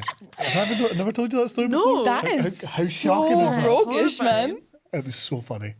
How did she take it? She took it well. She had a laugh. It was very funny. She was very much immediately like, don't worry, this is funny. And I was like, thank God. That's just as overflowing. This just is overflowing. No, wait, what? I just quote. No. It could have very easily been, oh, stalker, got to run. But Right. it wasn't. It wasn't. It was fine. We're all so glad. Abby? So David gives Michael a joint, and he's like, want to hang out, want to get a Chinese. And then we get the most... He gives him a lower dump, he gives him a joint, and he gets a Chinese and also insults him by calling him Mikey. And he goes, you were like, why is he getting so raging at getting called Mikey? What the fuck's wrong with this guy? But also, like, he gives him the joint with absolutely no resistance whatsoever. But, like, when he starts offering him the Chinese, he's, like, absolutely insistent on him eating this Chinese. Like, absolutely, like, I can't remember what it is he says, but Michael's kind of like, nah, I'm not hungry. And he's like, nah, eat it. Yeah. That's what he goes, like, 1 million Chinese people can't be wrong. Because he's Billion. like, 1 billion. Oh, yeah. Okay, Yeah. fair Sorry, enough. I'm being a dick. Yeah, it's ridiculous. He's like, have a joint? Aye, no problem. How about a Chinese? No, Nah, man. man. I don't want Chinese. Not from you. And it's like, but drugs? What a weird Okay. peer All the pressure. cool kids are eating it. Like, he's like properly peer pressuring him to eat And have this a Chinese. Which I guess is so that he can do the next thing. Yep. But then we get a very, very popular like parody scene that's in loads of different things. He gives Michael a box of rice. And he's like, you enjoying that rice, Michael? And Michael's like, yeah, it's great. And then he looks in it and he's like, it's maggots, Michael. And suddenly when he looks back down, it's full of maggots. So he drops it on the ground. And then everyone's like, hey, what's he doing? It's rice. And he looks back and it's rice again. And then they do the same thing with noodles. Yeah, so he's like, noodles? And he's like, nah, it's going to be worms. And it is worms. And he's like, what's wrong, Michael? It's just noodles. Yeah, they're just doing this shitty bit that I like to imagine they've done with so many people. And it's like, oh, you're eating wormies. Ooh, oh, you're eating Maggies. Ooh. It's like, guys, you've been doing this since you were 5. Can we get more patter, please? It's just the fact that they're just like, oh, what's up with you? What's up with you? What are you doing? What are you looking at? And he's just like, absolutely, this guy's freaking out. And I said to you last night, so I was like, I've just realised they've only given him the joint so that, like, in the future he can question Was what that was all real real? and what wasn't. But They're also, like hazing him into their wee vampire group, It's so funny. basically. yeah. It's like a college hazing, but shocking. Also, as soon as I was younger, I didn't realise that this was like a mind control thing. I thought that he genuinely was just so nervous, like gipping out here, that he was just like Seeing maggots. seeing things. He was like so anxious about the situation that it was actually just his like delusions and hallucinations. But no, he's thoroughly buoyed again. And then I think probably because of the amount of buoying that's already taking place, he's like, do you want to drink my blood? Basically, like he hands him this like absolutely grotesque looking wine bottle type thing filled with what's clearly blood. And I mean, at this point, there's been like rice maggots and worm noodles and everything. And Michael's just like, Geez. I guess the blood, Okay. though. yeah, those maggots have left a bad taste in my mouth. Fuck Let the me wash Chinese. it out. Fuck the Chinese food. Give me your blood, mate. That sounds sick, bro. So he Geez, is the Ribena, man. Mere juice, wee boy. There's just wee boy. Legit. He's very seductively drinking this like blood wine thing, and it's doing this really weird like slow pan over his face where he's like always. I said to you, I was like, half of what he got paid to do in this film, half of what he was employed for, was just to stand and breathe heavily with his mouth open, with his eyes like half shut. Like that is like 90%. If he's not mumbling, he's like lusting. breathing. Actively just lusting himself. His that's wee when we- sex glands are pulsing. Oh, wee pulsy sex glands. That's not great. But yeah, that's when we get that rendition, our first, I think, rendition of Thou Shalt Not. Thou shalt not kill. Which is I the said theme that. song of But the... you were hating at first, but I think grew on you. Yes. I just, it was so jarring at first. I was like, what the fuck is this? And then I they love use it. I love it. And they use it at the perfect moments because it's Thou Shalt Not Lie, Thou Shalt Not Kill, Thou Shalt Not Die. And they use it at perfect moments. So I think at this point it was Thou Shalt Not Lie, I think. And then, I don't know. I know the kill one comes in important later, but I loved it. If you think this is Michael's wild vampire night over, think again, because then they're like driving him out to this kind of like bridge railway type thing, and basically they all start jumping off. And I don't know what Michael's thinking at this point because it's all foggy, he can't see below, and he just sees them like literally jumping through this grate and into death, I think. And he kind of doesn't really respond. He's a bit like, whoa, but not like, oh my god, that man's just killed himself. Yeah, because they He's hang just off at like- first, but then they just let go. no, not yet. So at first sorry, they're just sorry. jumping down into the below. Sorry. And then Kiefer Sutherland, David does it, but he shouts up to Michael. So he's at this point like, okay, they're doing something down there. And he realises that they're hanging onto the railing down below with both hands. And because he literally is an idiot, I guess, and has absolutely no backbone or willpower, he just jumps down and hangs on with them. I'm like, so far these guys have tried to kill you. They've fed you live maggots and worms. They've made you drink, or like not even made you, you've drank their blood. This is basically all just like an ad for like peer pressure. Because it was literally, as said to, like, I was like, oh, you know, your mum was like, well, if your friends all jumped off a cliff, would you do it too? And Jumped it's off a like bridge, yeah. jumped up, it's like jumped off a bridge. It's like literally like that is exactly what we're seeing happening right now. Legitimately. I don't know why he's allowed himself to be in this situation. I mean, I think the film is definitely a bit of a metaphor for, like, you know, adolescence, rebelliousness, and peer pressure and shit like that. And then I think it's definitely kind of got that little commentary going on.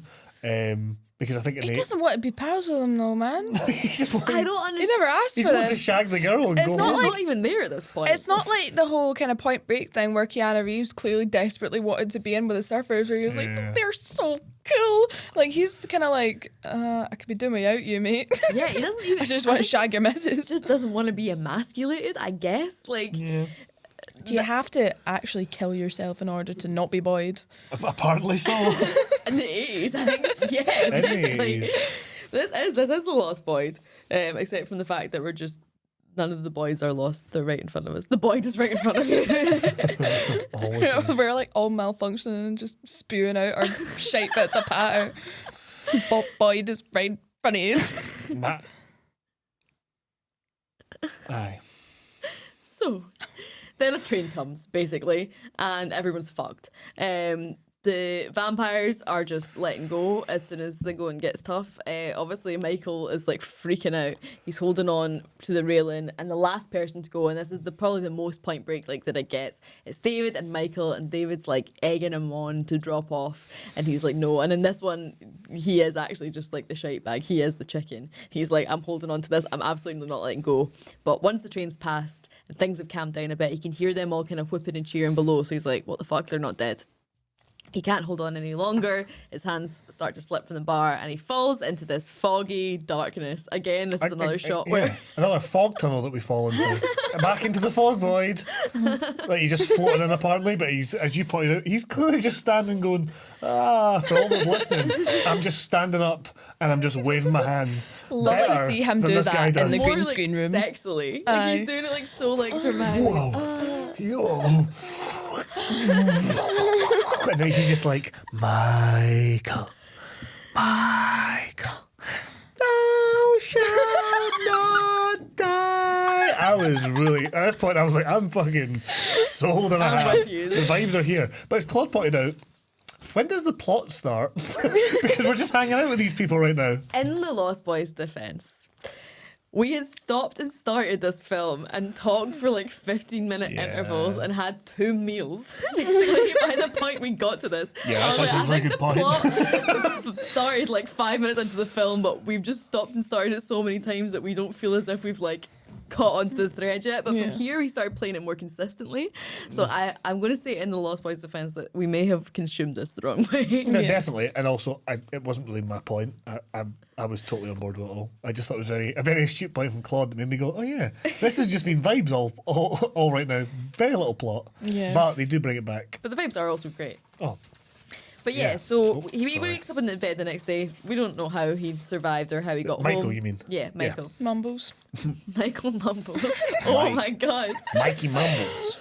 And suddenly, you know, he's exhibiting symptoms of vampirism. Bum, So bum, bum. he needs sunglasses inside. His mum phones and asks him to babysit his wee brother so that she can go on a date with her new boss. And she's like, you sleep during the day and you're up all night, which I think has happened exactly once. Yeah. And can I just point out at this point, this is when we came up with the nickname for the wee Slow-mo, brother. bro. So, right, as Michael's lying there in bed, and I remember just seeing this, as Michael's lying there in bed, like, I think it's his wee brother brings the phone to him or Yes. something like that from his mum.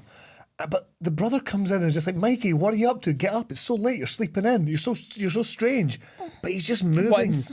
He's just once. But he's just the brother is just moving in like slow motion while he does this, and it's not deliberate. He's just like, "What are you doing, mate?"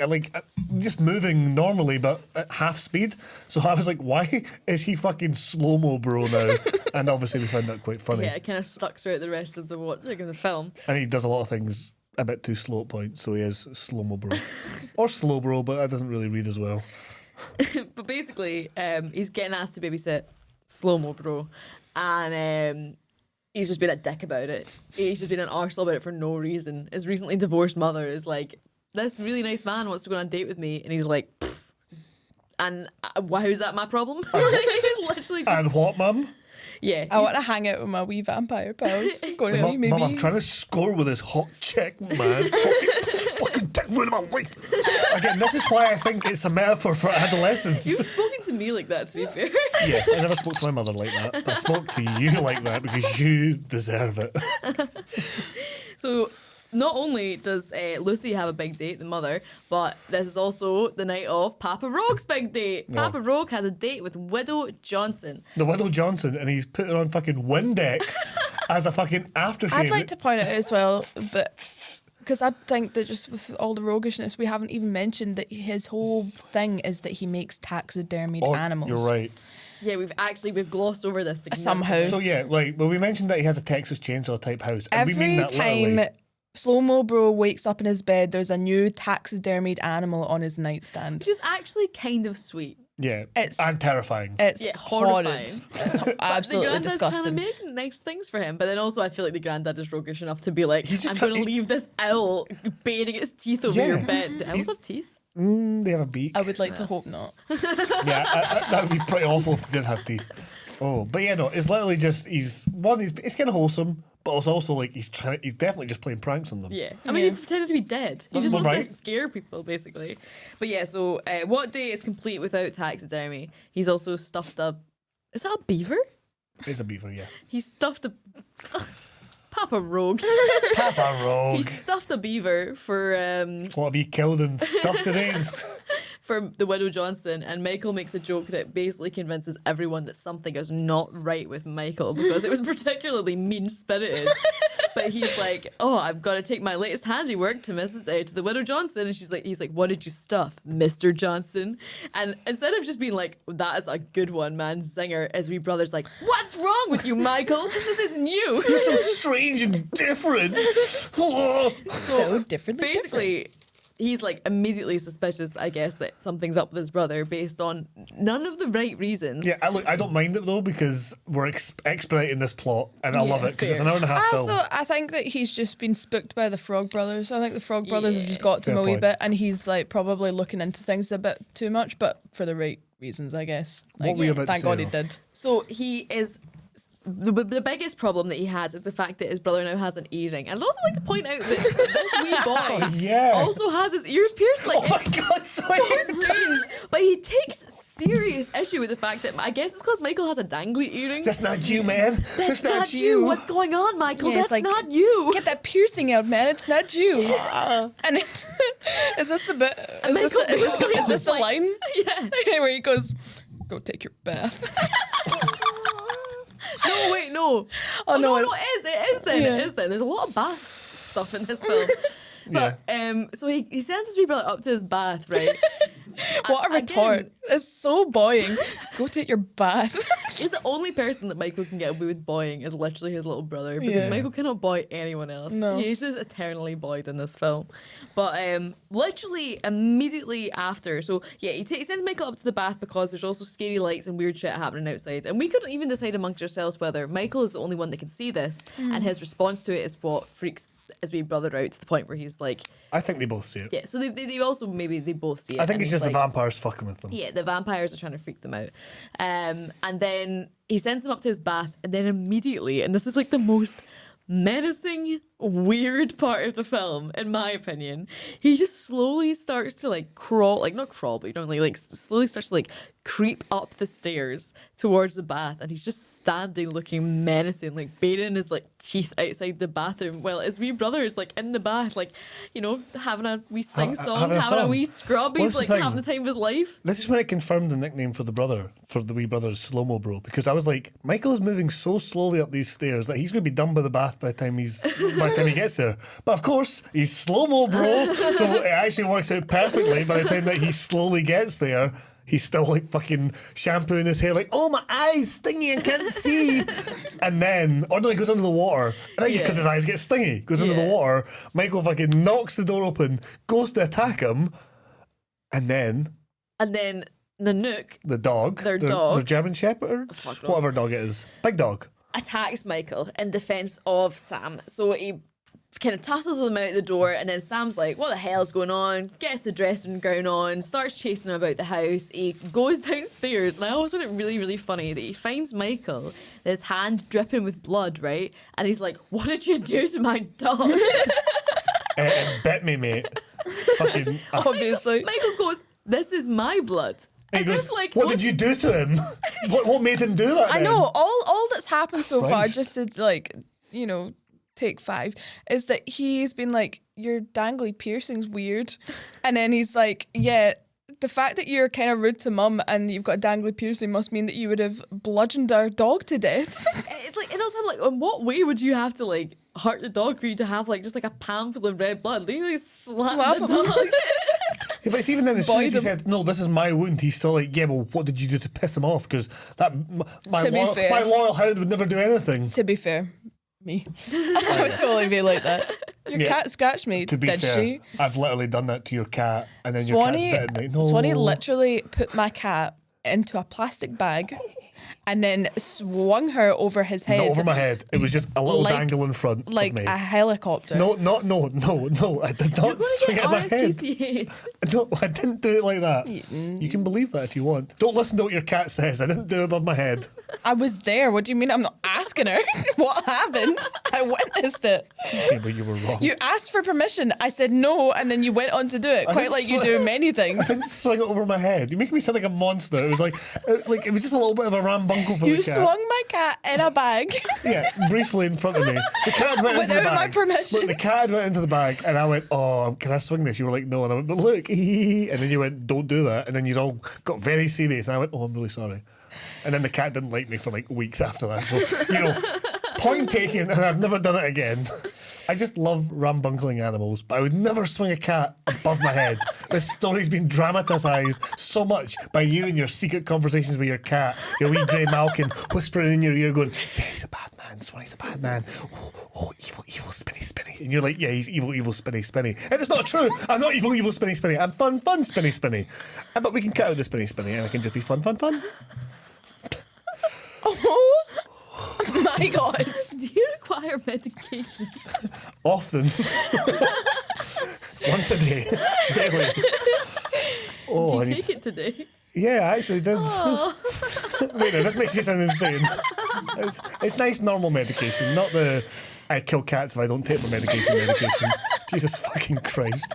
I need a moment. Michael's like, the dog was protecting you. And I don't even think at this point Michael has fully accepted that he's a vampire. Does he think he just suddenly has the urge to go and bite his brother in the back? No, he thinks he's a vampire because he phones up the comic book shop. No, because No. of what's about to happen. Oh, So sorry. basically, he's like, he was protecting you. Michael says this to Sam, and then Sam goes, whoa, look in the mirror. And they turn around, and he's got like a half reflection. He's kind of transparent. Like, you can still see him, but you can see through him. And that's when they're like, oh my God, like, you're a vampire. But I'm like, up until this point. All you've had is a piercing and a need to bite your brother. Well, literally. What do you think was going on? Like, No. And the thing is, obviously, the most clear indication that he is a vampire is this mirror thing. But when he phoned the comic book guys and goes, oh my God, I think my brother's a vampire, they ask him, what's the evidence? And he goes, well, he wears sunglasses in the house. He's got bad breath and he has long fingernails. And they're like, How are these? that'll be it. He goes, yeah, that'll be it. That's a vampire. But I'm like, how are these qualifiers to determine if someone's a vampire? Mention the mirror. Mention the blood. Mention the attacking. Not the three things that could just Mention be. that the dog tried to kill him.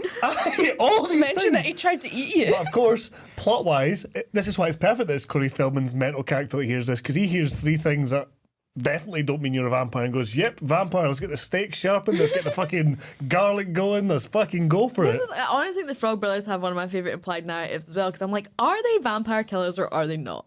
Have they ever killed vampires before? Because they seem to know a lot specifically about what the vampires in this world are and aren't susceptible to, but No, they not, don't. No, but they not don't. in a foolproof way, because they are wrong about some They know stuff. some Yeah, of they it. are wrong about some stuff. What are you talking about? They read comics. That's all they do, man. They live in a comic book shop. So they've So you read. think they've never killed a vampire before? Absolutely fucking And not. They are very confident when they find out it's real vampires. Yeah, I feel like because if that was me, if I was girl detective and my teacher actually was kidnapped and the kidnapper found out I knew about it, I would be like, So what I think that's is... you. Like, I don't want anything to do with this. I'm not like, leave So, me alone. to go on the balance between these 2 points, I think they definitely know vampires are real. I think they have tracked vampires down before and they've looked up how to kill vampires, and they definitely know there are vampires, but I don't think they have killed a vampire until they actually kill one for the first time. No, in they this definitely film. haven't. They definitely haven't. So And they're not. They are not sure that vampires are real. They're like going into this. Disagree. No, they're going into this being like, oh, like it'd be sick if they were, and then I might kill one. But they absolutely shit the fucking bed when they realize they are real. I came up with a sort of theory last night that the mum and dad that we only ever see like passed out in the corner were actually vampires. That could Which be would be true. kind of cool if they were like, we're gonna kill off all the other vampires so that our mum and dad can get away with feeding and no one really suspects them. Do you know there's a sequel starring Corey Feldman? But none of the other ones. No one else. Ugh, who wanted It's like that? really I think we should Definitely watch- not It's me. like I think we a should movie, watch. I think basically. we should watch it next series. Oh, Season I two. think we should don't think I leave want- it out. I might have a wee swatch at it. But basically, the Frog Brothers are like, yeah, he's a vampire, kill him. And Sam's like, no, like that's not really the help I was looking for, man. You Can kill him or we'll kill him.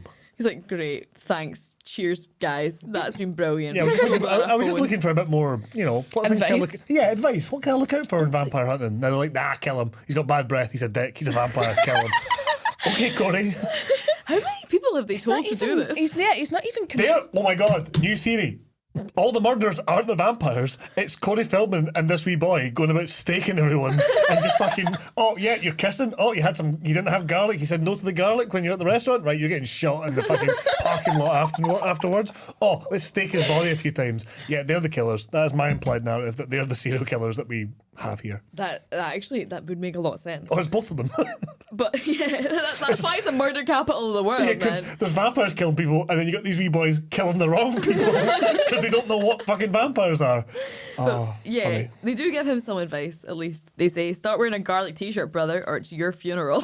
Which, actually, as it turns out in this movie, vampires are Not not affected by helpful. garlic, so that Yeah. would have been pish all good to them anyway. Pish all good. That's a great phrase. Is garlic effective against vampires? Has that ever been actually shown in a film? Yeah, in films, and it's like, I don't know what films. I couldn't actually quote it, but I think it is like You have never been quoted saying that garlic was effective against vampires. right. Um, Fair.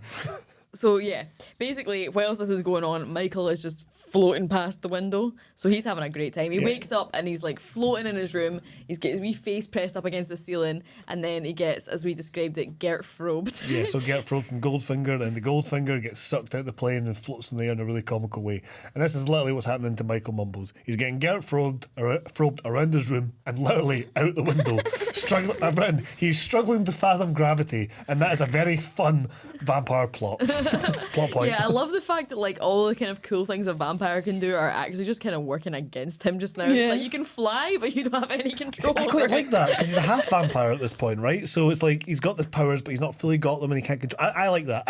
I love when characters that eventually do become like powerful with their weird like gifts or whatever fuck about it first and absolutely can't do it. Like there's nothing worse than someone just being immediately good at something, Yeah. unless the plot tells you why they're immediately good at it. Yeah. But it's cool to see that little bit of learning. But basically, he's like holding on to like the cord of his lamp, trying to like not float off into the abyss. And so he's screaming out like at the window, trying to get Sam to pull him in his window. And Sam is obviously like, my vampire brother No. who just tried to kill me is trying to kill Yeah, me. he's freaking out. So he phones his mom. He's he like, goes, Mom. Mom, he's at, and he doesn't specify it's Michael, but he's like, Mom, he's outside my window, he's gonna kill me. So, as any good mother would do, Lucy patches her date and runs home in a state of absolute terror. And then she comes home, and obviously, like, they're fine. Because of course they've now resolved it. He pulls him in the window. He's like, I'm still your brother. I don't want to kill you, but I need help. And he's like, okay, that's fine. So they come down acting all happy families. And the mum is just raging that the boys have spoiled their date. And also that Michael had dropped a carton of milk on the fridge right before he went on a bloodthirsty rage. And in fact, we've not even mentioned No, this- I Laddie. No, but this is know, when it gets mentioned for the Laddie first time. Thompson. No, Yeah. he's there before. Laddie Thompson is the wee boy who Star, the love interest of the film, pulls onto her motorbike. He is also on a carton of milk, the one that he drops. His name is Laddie. Well, this is what. Yeah, this is what a fucking name that is, because it's Laddie Thompson, but it's in quotation marks clearly a nickname, but they even get the name in quotation, so they don't give his first name. So surely that's a massive oversight. Like, no fucking wonder they're not They've not finding found him. any of these fucking, or they're not solving any of these crimes, or finding any of these missing kids. If this is it's fucking Dumbo writing up the missing posters. That's We like went missing and we were just like, find Swanny. Find Swanny, right? Great. That's so true. Find Swanny, and a picture of me from like 8 years ago. A decade ago, it's like, aye, Swanny, right, cool, narrow it down. Canny. Fucking. Yeah.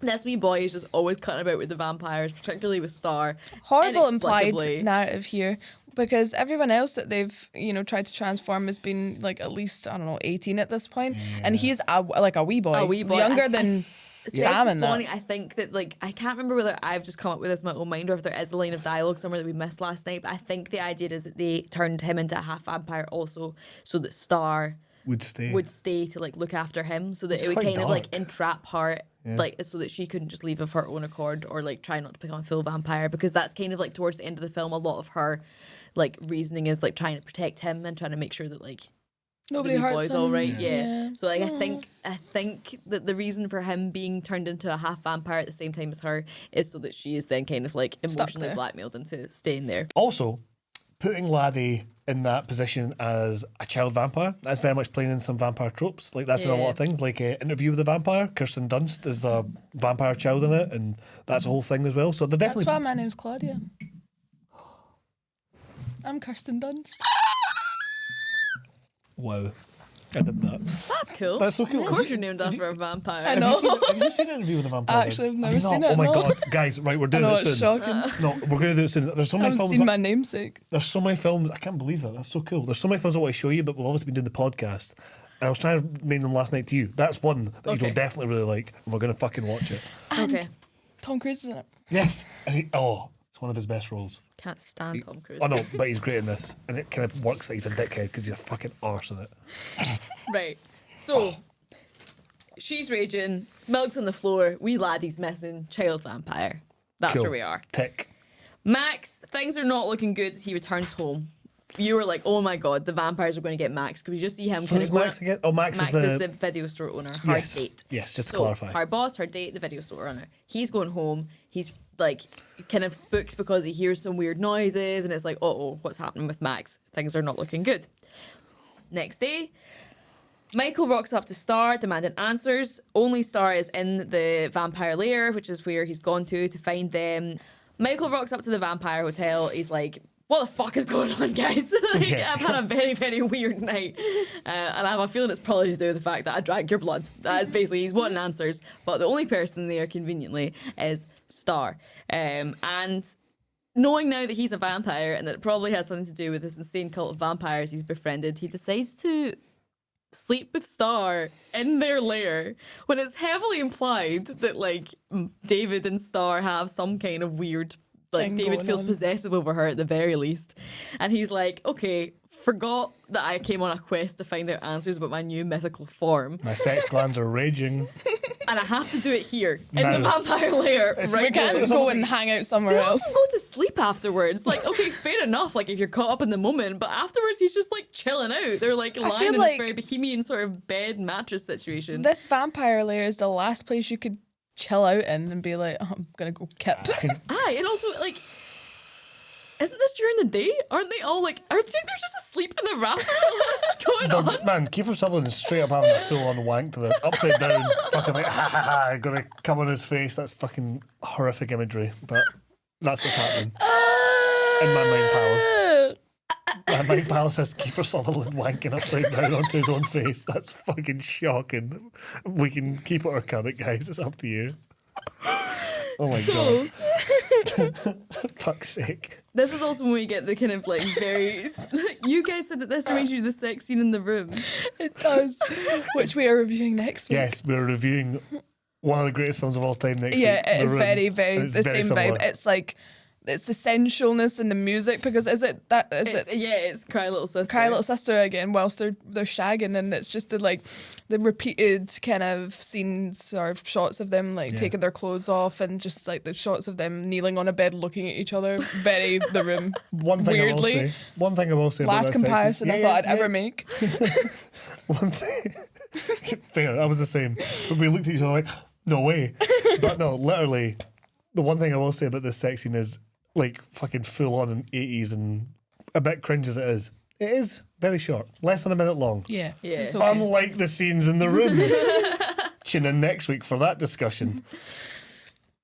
Anyway. So then he rocks up home, and as any 80s sex scene ends, you then have to face your mother the next day. That is basically, so she's like sitting on the porch, and I just want her to like stand up for herself at least once in this film. Yeah. Because she's like, hey, aren't we friends anymore? He's like, and yes. Shut up.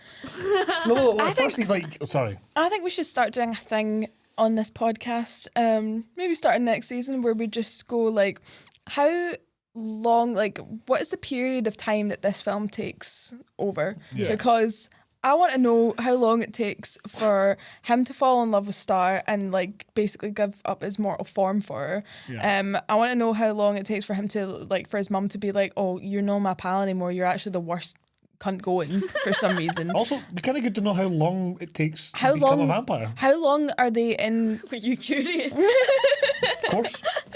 How long are they Curious. in? Where are they again? What's it called? Santa Carla. Santa Carla. I think this all takes place over a week, honestly. In my I feel like opinion. it feels like 2 days. Yeah, No, it all I would say a happens couple of weeks, but very quickly. It'd be really funny if like him and Star just lost touch a bit after the Yeah. events of this They were film. like, oh, that was kind of weird. that was kind of intense. But you kind of suck, man. They get to school and she's like kind of in a lame crowd, and he's like, ooh. Yeah. But no, so the mum's like upset with him. You're right. It's kind of all like a very like peer pressure. He's falling in with a bad crowd kind of vibe, because she's just like, let's talk like we're friends then. And he's like, okay, but then as soon as she goes, you alright? He's like, fuck, fine. I'm just tired. And it's like, man, can you fucking? He's not even trying to pretend. Yeah.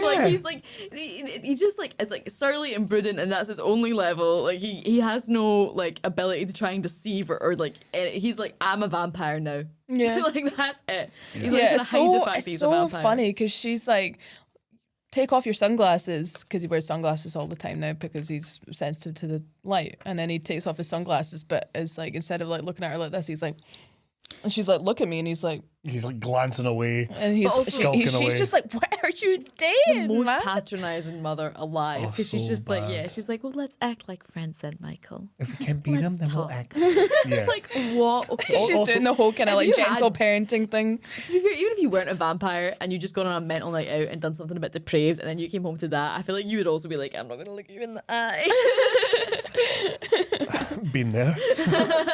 But can I also point out as well, in this scene as well, we also glossed over the fact that Grandpa Rogue apparently, quote unquote, got lucky with the Widow Johnson, using his Windex cleaner as an aftershave. Apparently that fucking worked on the Widow Johnson. He doesn't just reveal that he got lucky. He looks at Michael and goes, guess I'm not the only one that got lucky last night. It's like, keep your nose in your own business, Papa Rogue. Like, I'm trying so hard not to say Papa Roach. But yeah, Papa Rogue. Cut my life into pieces. This is my Papa Rogue. There you go. Remember. There you go. So, yeah. I hate that too. Big night for everyone in the house. Yeah, I'm just gonna ignore that. I did it. I was like, why am I doing that? But yeah, so Sam goes to his mum's, drop an apology gift off to Max, and he's reading a comic book, the comic book about vampires. So he's in the car, and he turns to the page about the Hounds of Hell. And just as he's reading about this, his mum then nearly gets ripped to shreds by Max's dog, Thorn. Oh yeah, that was a weird bit. So Very clear link there. Yeah, okay, cool. That makes a lot of sense now. So as he's reading the comic, it's talking about how vampires will sometimes have like a creature that can protect them during the daytime when they're at their weakest, and it's got this like kind of cartoon drawing of this dog with like blood dripping from its mouth, and then he literally looks up and his mum is being chased by this absolutely feral dog, I didn't notice that at all. I just was like, why is this dog attacking her? which Oh, is well. what leads Sam to then believe that Max is the head vampire. Yes. So he oh, goes- right.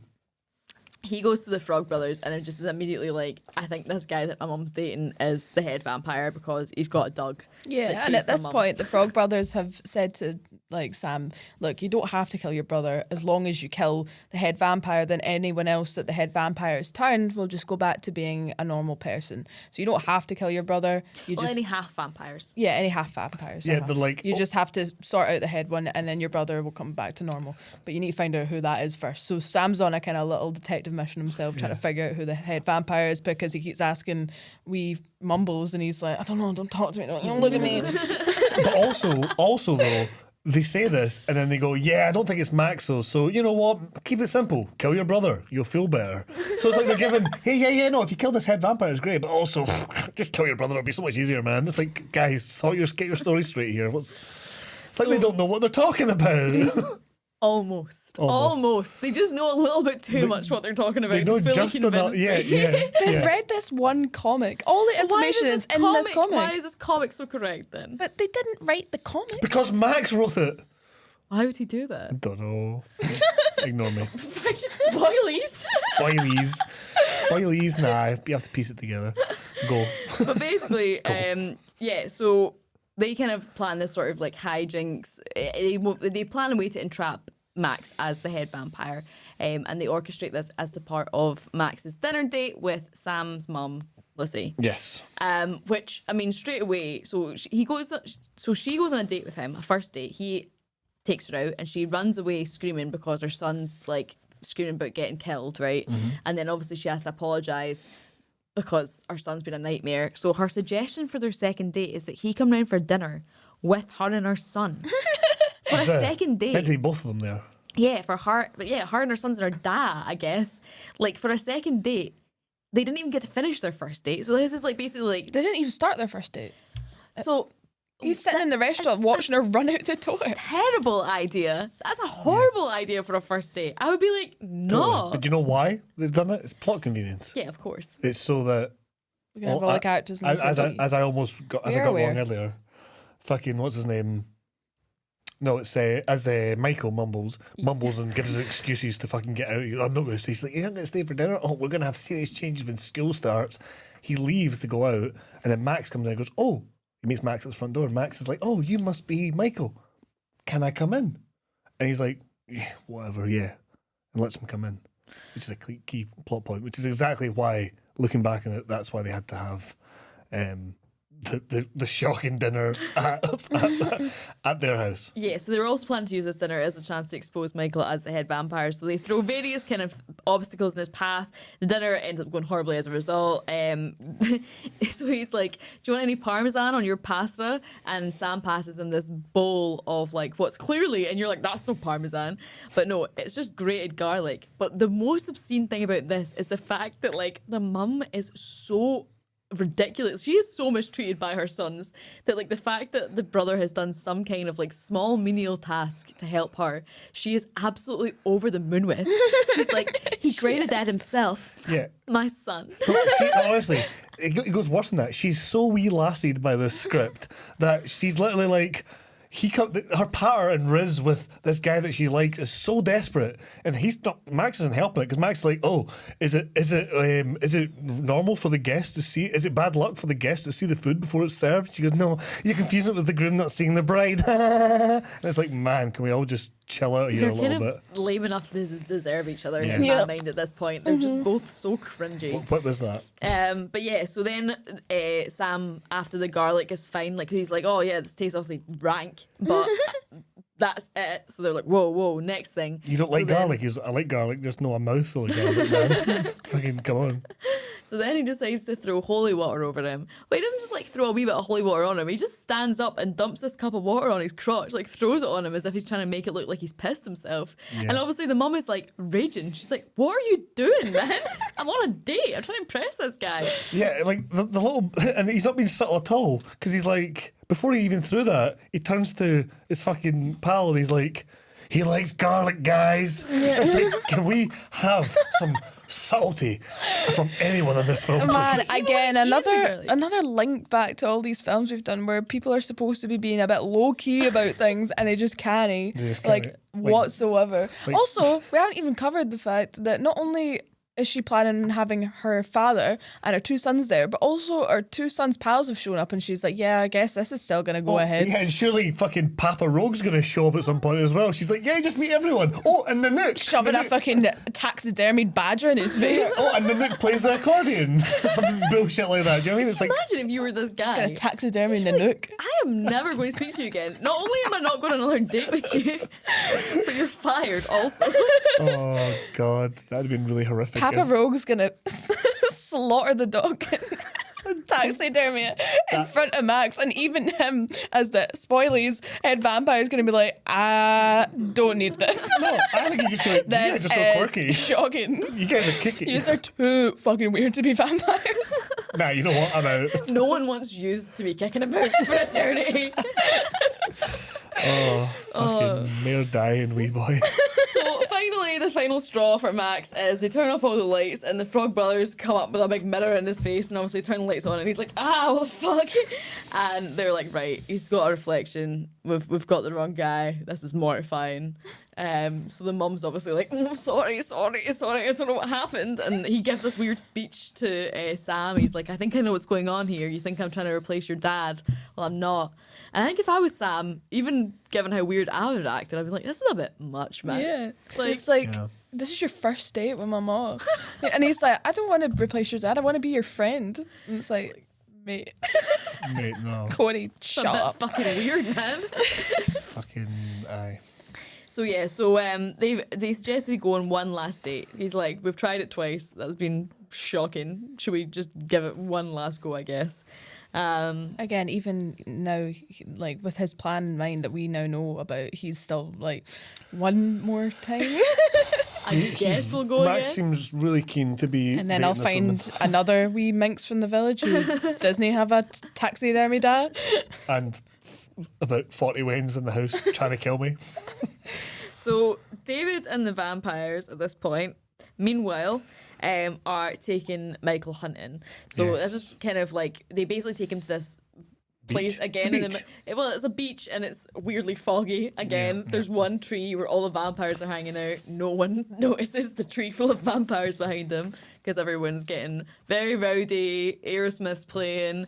These guys all look like, you know, they're a bit of a nightmare. We came up with a kind of headcanon that this actually might be the surfers from Point Break. Yeah, it's like an origin story for Rosie. And from then Point that Break. was actually confirmed, given that in the credits they're all called Nazi Surfer 1, Nazi Surfer 2, Yeah, Nazi surf, Surfer was- surf 3. Nazis, Yep. which is very similar to what they're like. There's a whole cult of those in Point Break as well. But yeah, basically the vampires and like you guys, like you had just said, I think you're like, when am I going to get to see some vampire stuff? When am I going to get to see? Yeah, so like to clarify, you're saying that, and it sounds like we've been talking about a lot of vampire stuff. What I mean is, all the attacks that we've seen so far, very well done, have been these POV swooping shots, and they're really, really cool. Kind of like Evil Dead as well. If you have seen the Evil Dead films, that swooping of the unseen evil, really well done. And we've seen them drinking blood and talking loads of stuff and but being cool. And I was just like we're an hour into this now. I want to see some fucking vampires. And then suddenly I look and Kiefer Sutherland's got the best fucking vampire makeup I've seen in a while. And he's just like got his teeth glaring out and he's like, ah, as I just did a vampire face there. And I was like, oh, spoke too soon. Brilliant. Yay, kill people. Vampires, do your vampire thing. And they did. And I was very, very happy. So they go to town. They start murdering all the surf Nazis, and We're getting fucking Michael Mumbles like twitching away, freaking out. It's like the most. They obviously went, hey, like act like you're having like a really bad time with this, and he overacts it. And they went, fuck it. Joel Schumacher was like, fuck it, that's brilliant because he's like trembling. Oh, there you go. There's Kiefer Kiefer. Sutherland. But yeah, so That's Michael horrifying. is great. It is horrifying. But It's quite scary. like, what's his name?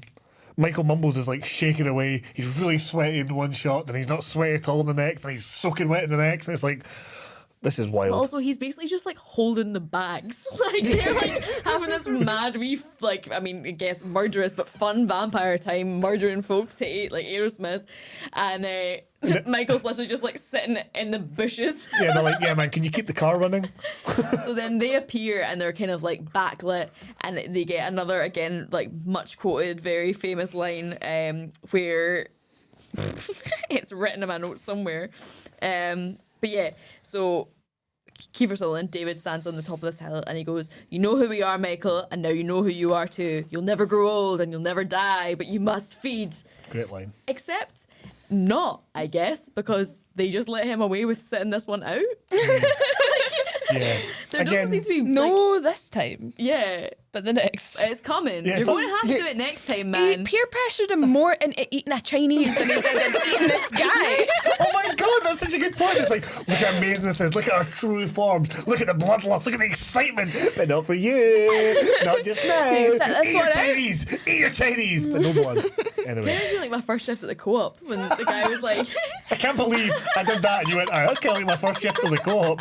Fuck me. What was the co-op like, man? I Traumatic. was like, I know that you're watching people put the orders through and things like that, you know, just so you can figure out what you're doing, but you're going to have to do the next one, all right? You can watch one more, but I was just standing there like, I don't want to talk to anyone. I'm scared of the big machine. I was like, that is like, he's on his like training shift. He's on his Aye. trial shift. Oh my of god, he being a is. vampire. That's a really funny thing. He's shadowing them. Oh, Shadow of the Vampire. Another great vampire movie. What are you doing in the shadows? Another great vampire thing. What we do in the shadows. Yeah, okay. We're currently. This was so good for us to do in the podcast because Abby and I are currently, in our capacity as flatmates, watching What We Do in the Shadows like every night. Yeah, Every night after. No we matter love what that. happens, if we got back, we got a couple hours, but we were watching What We Do in the Shadows. And I thought it'd be really funny, a Scottish version of What We Do in the Shadows going, "What you doing in the shadows?" Well, you thought a Scottish version would be funny, but I named it. You didn't name it. That's fair. That's fine. Hey, credit where credit's due. It was what you. Abby also What you doing names in the shadows? most of our episodes. Yeah, Abby's good with the name titles. She is good with the name titles. Although I named the actual title to the whole podcast. Yeah, by I thought accident. you were going to say I named the Lost Boys.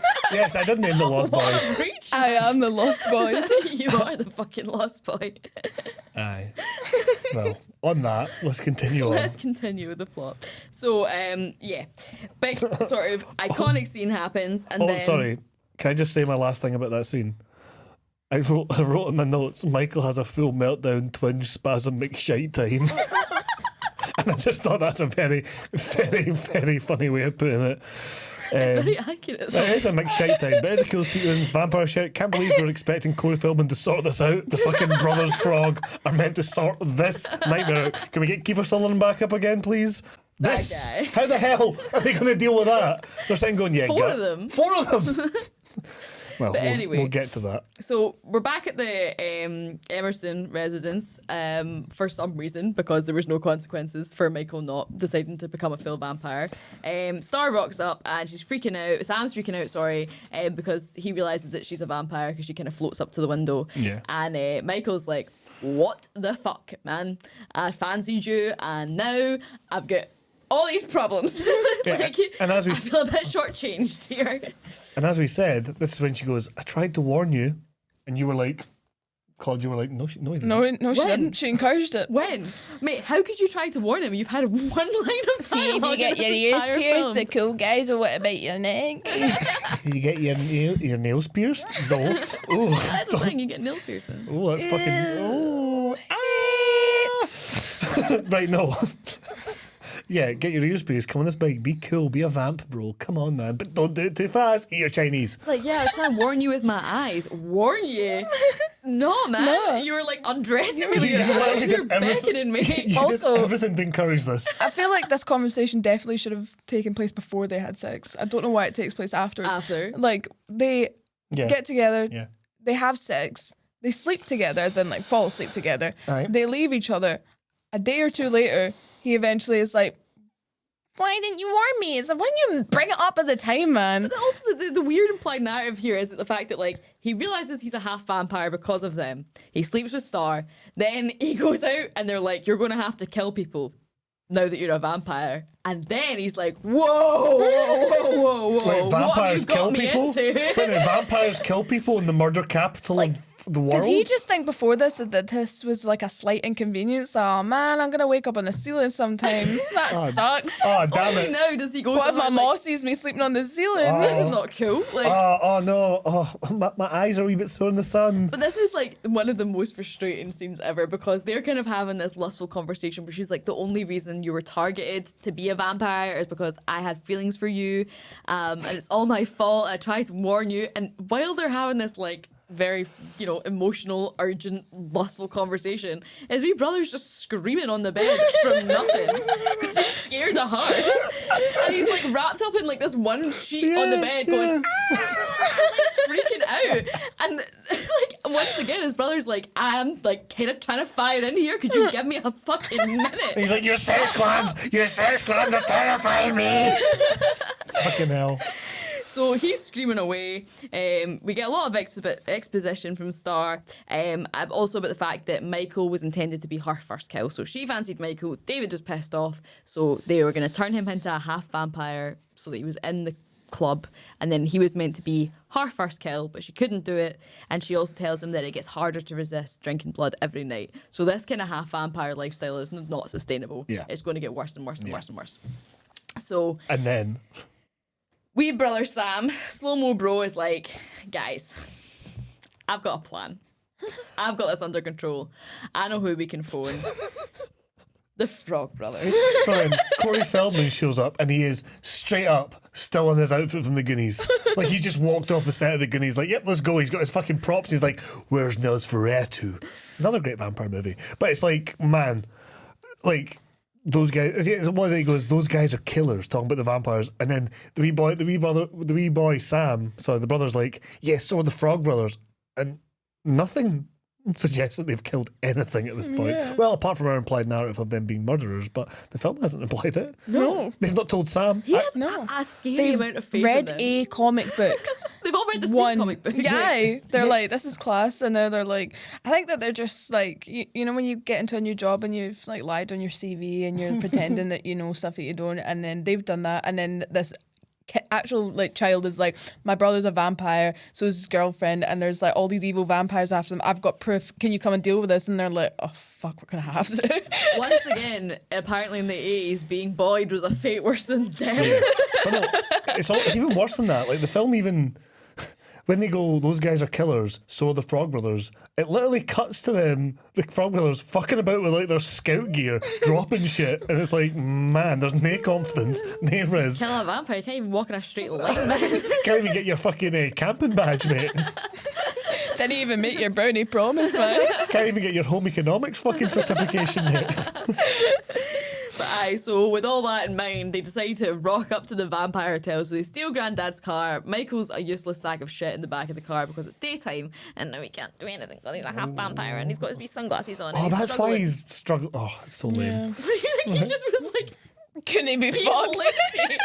I let my wee brother and his two pals deal with a vampire it's kinda cult. like me. And dick Guys, myself I didn't into- sleep well last night. I'm just going to sleep in the car. Are you cool with this? Yeah.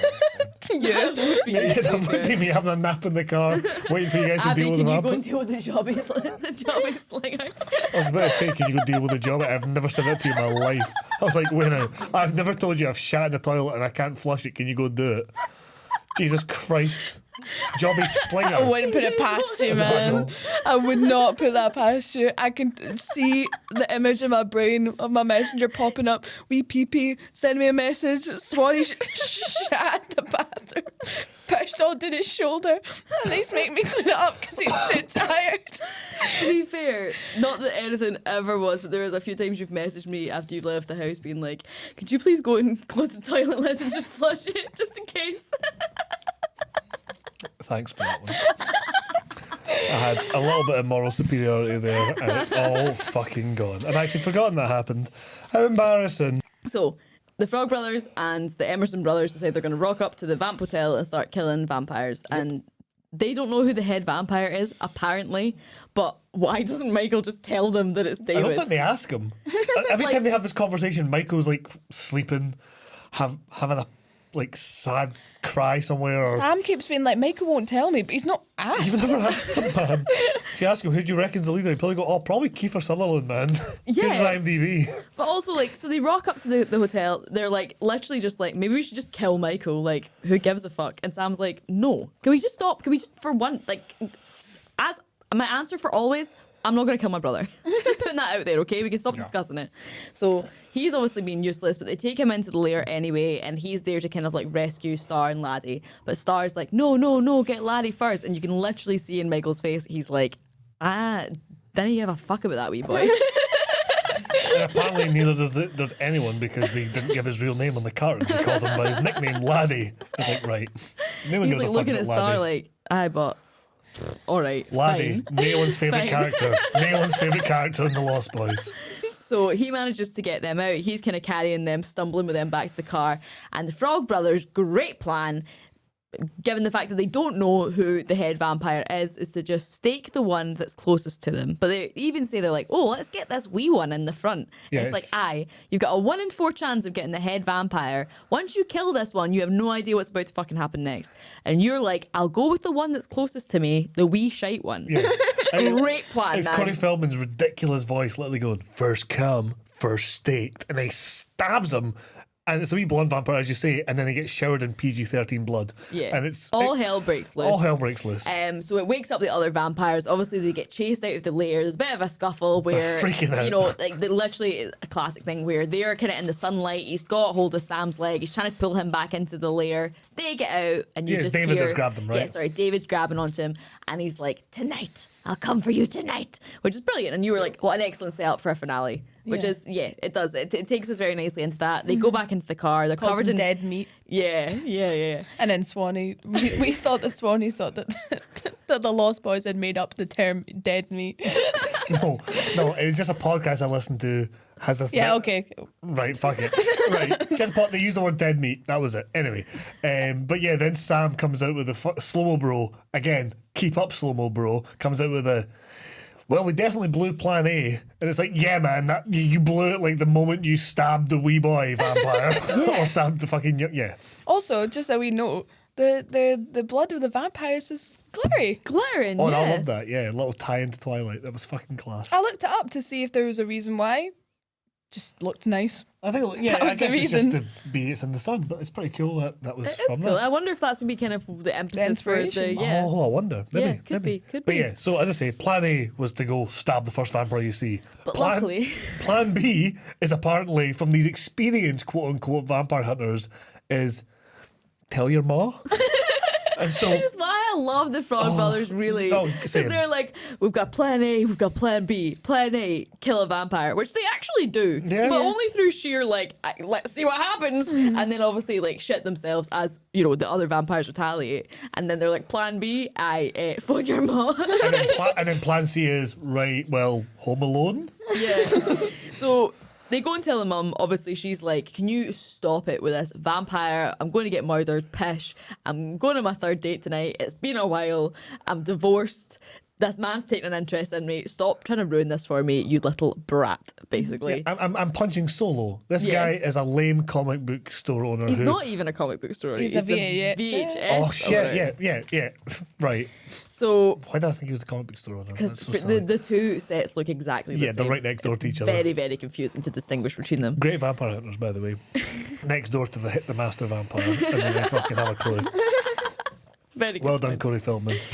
But yeah, so then they go to a church and they start filling up kind of canteens with holy water, interrupting a christening, I guess. Yeah, they start shutting all the Calamity. windows. Yeah, basically, as I say, Plan C, Home Alone. They start setting the house up to be attacked that night. Yeah. Holy water, stakes.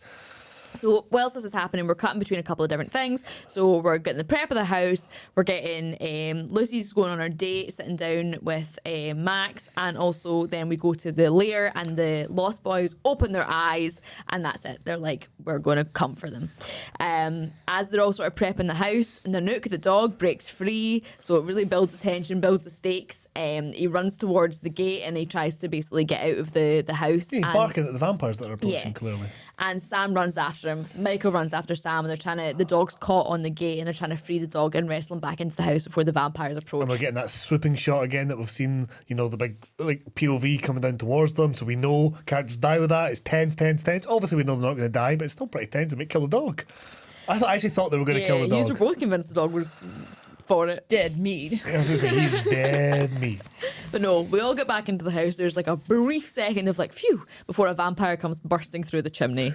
Like a weird, sexy Santa Claus. Sexy I just claws. don't get at this point as well. This is maybe just like my lack of vampire knowledge. Shock. I know. But I thought that you had to be invited in by a vampire in order to come in. Or is it just that you're susceptible to vampire weaknesses if you don't get invited in? Yeah, so I think Right. that's what the film tries to set up. Right, Jumping okay. ahead, but because Max, the head vampire, was invited into the house, that meant that he was not susceptible to holy water, and also his reflection Or crucifixions. or crucifixions, all these things. Crucifixions, yeah. So I guess your vampire powers are Okay. That's fine. You can I be guess that makes sense. attacked if you're not invited in. Right. So they burst in. So they just haven't thought about it then. They're not. They don't they're believe. never going to be They invited don't in. believe in the powers of the Frog Brothers. They don't feel like they're a threat, despite the fact that they've killed one of their troop. I feel like they're not really. What chance do you think they would have of being invited in, even if they wanted to be? Can we come in? I don't know. Can you imagine it? Can we come in? Can we come in so that we're in your house, and then also you can't do anything to fight against us, please? Nah, man, you have to break in and be a bit weakened. Oh, it's so late. I'm so scared of the wee boys. Yeah, fuck them. But, so they break in. They and- break in. The Frog Brothers. So I'm just going to take you through the Go for it. various vampire deaths. So the Frog Brothers get one vampire, basically through sheer luck and the fact that the Nanook is the best vampire killer. They do quite well themselves, and then Yeah. they fuck it. But yeah, so basically, he charges at them.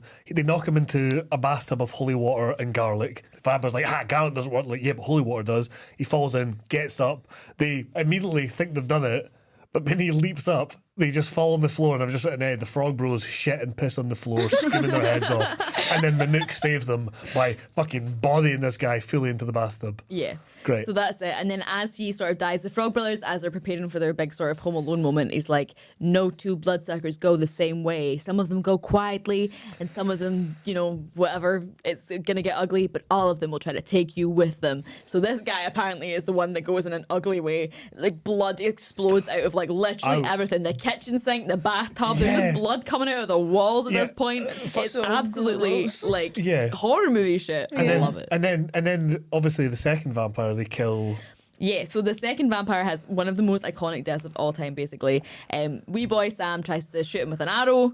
He falls to the floor and he's like, I got you. And then he gets up and he's like, obviously you missed, wee prick.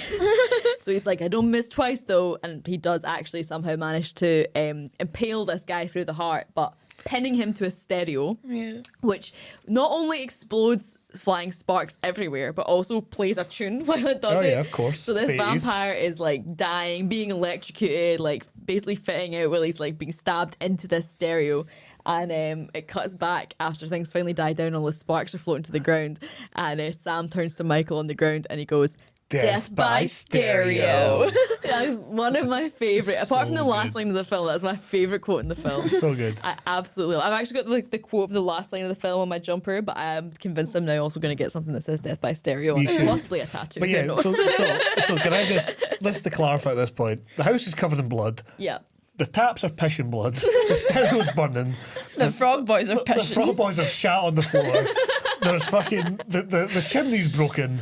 And all I'm thinking is their ma, Diane Weist, is going to be fucking That's what I said. I fuming. was like, she's gonna be fucking raging, What the fuck man. he's done with the place? I'm away for one night. He's have a fucking gaff. What is this? But also just the fact that she thinks all of this is because like they don't want her to move on. Like they Yes. don't want like a guy to be dating their ma, and it's like, Diane, it's not about you. It's not There's about you. vampires going on. This is not because your sons are like weirdly possessive of you. It's because they've They been don't give a possessed. fuck, man. Yeah. But So no, You were so, literally their plan B. They didn't entrust you enough as a mother to go to you first. So yeah. So Yeah, you're plan basically- B. You're so right. we're down to one last vampire, which is David. So this is the big showdown. Yeah. So Kiefer, he shows up, and I'm just like, where have you been, man? What was the plan here? Everyone is dead. It's just you, because he's like, haha, you can't stop us, and we were like, Us? what are you talking about, man? But Mate. would have been like, oh, He was probably hanging upside down, wanking in his face. awkward man, but it's just you. Sorry, You're the man. lost boy. Oh, Um, you're the last boy. The last boy. But yeah, basically he gets in this big tussle with him. It's like, you know, they're both flying through the air. They're both in full vampire ugly face. And I am a little bit like, oh, because they're just trying to overpower each other physically with like literal physical strength and trying to drive each other into various wooden things that are coming out of walls. And it kind of does. I'm a little bit like, is it plausible that Michael, the half vampire, can physically overpower like David? I don't know. Oh, look, I think as well, David's probably having a bit of fun with it because I don't think he actually wants to kill Michael. No, he wants is like mid-fight. He's being like, just it doesn't matter, man. Like even though he's killed his pals, he's like, come and join us. There's still time, and he's well, like, again, he goes, join us. He's like, join us. And I'm like, mate, who is us? It's just you. You literally need him to be us. Do you know what I mean? But again, he's also saying shit like, you try to make me a killer, and he gets fucking bitch slapped. But I think Kiefer's just trying to push him. It's like with Keanu Reeves and Patrick Swayze. Just I like the idea edge. though that Kiefer is kind of the Keanu Reeves in this situation where he's like, oh, he looks sick. I want him to be my pal. I want him to be a part of my posse. And he's like, look, I know you killed my other pals, but you're like really cool. Come please be a vampire with me, please. Live forever with Listen, me. man, I tried it with a saxophone man, and he said no. No, please be in my wee group. That's saxophone man. Please be in the Red Hand Gang. But The red hang. Is that the then name? he gets impaled. Yep. Dead. Gone. Goodbye. Yes, no more. He's destroyed by the taxidermy of Grandpa Rogue. Yes, so he's pushed into the big antlers that have kind of been like Chekhov's Papa Rogue's antlers the entire way through this film. You just know somebody's going to get impaled on them at some point. Yeah. And he does. And I also, something I really liked ever since the first time I watched this film is that when they say like, you know, some vampires are going to go like this and some vampires are going to like this, I like that David is the one that just dies quietly. He's just pushed onto the stakes. He dies as a human would die. He just kind of closes his eyes, and it's kind of creepy because you're like waiting for something to happen, but nothing really happens. does. Well, one thing happens. The song begins playing. Thou shalt not die. So now we go on to, obviously at this point you think, okay, you've been going on at this point thinking, okay, he was the head vampire, so Mumble should go back to normal, right? Wrong. He's still a vampire. And you're like, what's going on? What's happening? And then you're like, one option or two for me. I was like, either it's Max and they were right all along, or it's Papa Rogue. Honestly, I thought it was the mum.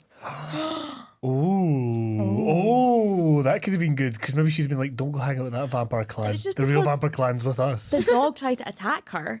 Okay. And because the dog tried to attack Michael, who is a vampire. So I thought that was the film trying to tell us, like, maybe she's involved somehow. See, I thought Interesting. Yeah, I it's like very that. interesting, right? I thought though that the dog was attacking her because she'd been around Michael. That's what I thought. So that totally threw me off of Right. Max completely. Okay. But then I suddenly realised, no, the most satisfying thing here would be if Max shows up in the house and is the vampire. Also, I just started laughing there because I was like, how funny would it be if, like, you know, not him because he's fucking stunning, but like if somebody was like, oh my God, I'm still a vampire. We didn't kill the head vampire. It's like, mate, you've just always looked like that. I hate to tell you, but that's just your face. Oh, that's just your man. face. No, you're not a vampire. Look in the mirror. You look minging there too. And you can see yourself now, so confirmed. Oh, is that the joke? That was the joke. Boyd. We Oh, lassied. you did a Swanny. I did a Swanny. I didn't get the joke. I get loads of jokes. Okay, back to the Not plot. all of them, though. Not all of them. I don't know why I qualified that. As soon as you have to say, I get all the jokes, you don't. Clearly not. Anyway. So, yeah, basically at this point, Lucy, the mum, and Max rock up to the house. Yep. And obviously Lucy is like, what the fuck has happened here? As you said, carnage everywhere. Michael's currently hiding in the shadows with Star because he's like, don't let them see me like this. Like, don't let He's them all see vampiric. me. He's like yellow eyes, fangs out. Yeah, proper Scary looking. minging, Yeah, scary yeah. looking. So they're kind of concealed in the shadows in this room that David's been impaled in.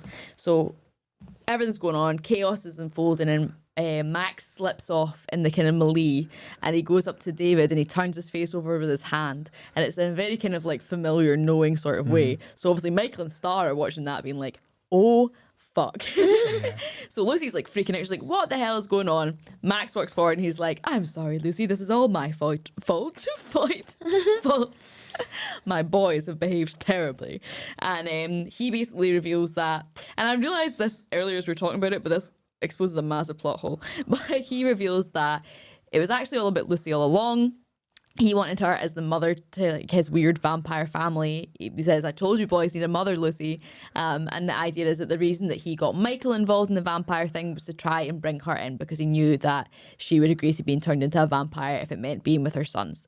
Yeah. So he's basically like, join me. And she's like, pathetic. So of course she's like, okay. Bite my necky. Is that a good angle for you? Give me a danger hickey. And as that's happening, as he's getting closer and closer with his fangs, actually, does he fight Michael first? Yeah, no, he no. fights. No, he does. He does. He has a scrap with Michael as well.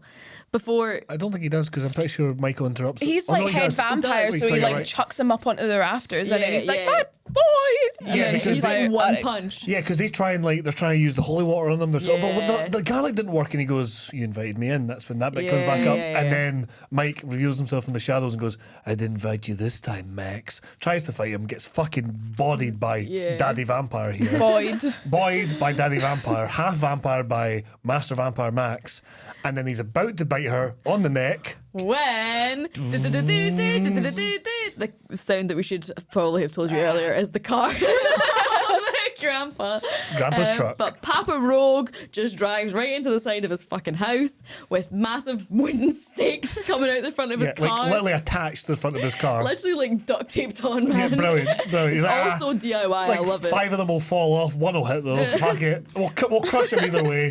Right. Let's do it. also, he doesn't know what's going on inside. He could have had all of his grandchildren, wiped out his entire family. Are they having a party? Fucking get them with a Slayer mobile. It would have been fucking Final Destination Central's entire family wiped out.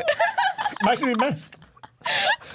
Imagine he killed everyone but Max. And Max like, do you want to join us? He's like, shit yeah. No idea. Fucked it. So I didn't even funny. think about that. That's so Papa true. Rogue bursts through. He impales Max on his big car stake. And we actually get a big really wooden stake. His big wooden cock, yep. We get an actual POV though, for the first time, of a vampire being killed by the POV. I just realised that as well, of the car. And we get that big stake going into Max. And I really like that shot, and I just realised why I liked it. That's cool. Yeah, right? Does that mean that all the POVs have been Max? Because that would be really interesting. Well, maybe, no, but I mean, the POV is killing Max at this point. So it's not right, Max's okay, POV, it's right, POV of the right. It would have stake been or cool. car. It would have been cool. But again, you can still play that in. I do have a question though. Yeah. So, harping back a little bit here, just quickly. So he obviously goes to his house. There's lots of like spooky noises outside. He finds his dog Thorn outside, but he looks freaked out. Why is he freaked out if those are his boys? I think he's actually meant to be annoyed more than anything else because they flow the bat thing down and he's kind of like looking at it on the ground and it's facial ambition. For me, who knows the twist, watching it is ambiguous because he's kind of like looking about kind of thing, but it's almost like he's like, fuck off, like stop doing this kind of thing. So I think the idea These is are being he's more silly just, and like, rambunctious. annoyed with them than actually terrified They're of like them. they're like pulling pranks on him. Okay, right. But Because at the time, I thought after that scene, it was just implied that he was dead, and then he showed up again, and I was like, oh okay. Sure. Yeah. Right? The plot hole that I noticed though when I was writing or talking about this, I was like, wait, so the head vampire Max has told Lucy that it was all because of her. Yeah. But Star does a wee like eye flirt with David, with Michael, and leads him off to meet David before Max and Lucy have ever met, and they Yeah. moved to town that day. Yeah, So yeah. like It's all, the timeline's the confused. timeline doesn't really make sense. Timeline got fucked up. But to quote The anyway, Sopranos. That's it. Max is dead, and then We get the best moment in the film. honestly, one of the best endings to a film. that Honestly, I've ever possibly, seen. yeah. So, your That's a granddad fucking says stretch, by the way. No. literally nothing. He walks to the fridge, like everything's dark, obviously. Everyone's picking each other up, like holding each other close. Grandpa doesn't give a fuck. He walks to the fridge. He opens the fridge door, takes out his root beer that he told no one to drink, and just says, kind of more to himself than anyone else, the one thing about living in Santa Carla I never could stomach. All the damn vampires. And then the first door swings closed and we just get a shot of the mum, the two brothers looking as the light fades on their face and being like, What? And it's just such a good ending. Because, like, the implied narrative that this grandpa, that Papa Rogue, this whole time has basically been a vampire hunter and has known about the vampires and is just like, yeah, that's why I don't go to town, because there's vampires there. No one ever asked me why I don't go to town. I would have told you. I feel like they do. I feel like I feel like Sam has a couple of times. Like, why can't we drive to town, Granddad? Because I can't be arsed. He's never said because there's vampires there. I know. It's an Very fair excellent point. ending to a film. I wouldn't say it was the best ending to a film of all time. It's one of my favourite. Maybe endings. for Yeah, one you, of my favourites. but for you, Yeah, genuinely, really like it. Look, don't get me wrong. There's probably individual scenes that are definitely better as an ending thing, and there's definitely a bit more memorable quotes. But I just think that combination of the implied narrative, a really punchy, funny joke quote, and just the fact that it turns everything we've already seen kind of on its head, Yeah. while still being silly, and then leading into a screaming 80s number. I was just like, man, that is a perfect ending. Honestly, that's what solidified this film's rating for me. Brilliant. But I think we're already basically just doing our Rogues Gallery discussion. So are we putting Papa Rogue? I don't the know. Rogues I Gallery. really want the sweaty sax man. We talked about it for Let's so do both then. long. I missed something that I think also really solidifies Papa Rogue as the Rogue. Go for it. Is that after they raid the vampire lair, before they go to the mum, they actually do one thing first. They bring Star and Laddie asleep back to the house. So they are like covering, like they've got what's clearly a teenage girl and clearly a wee boy wrapped up in shawls, are like huckling them in the house, like trying to like secretly go up the stairs. Grandpa walks in, so obviously they're like, shit, how are we going to explain this? And he goes, do you know about my rule about filling up the tank with gas if you use the car? And they're like, no.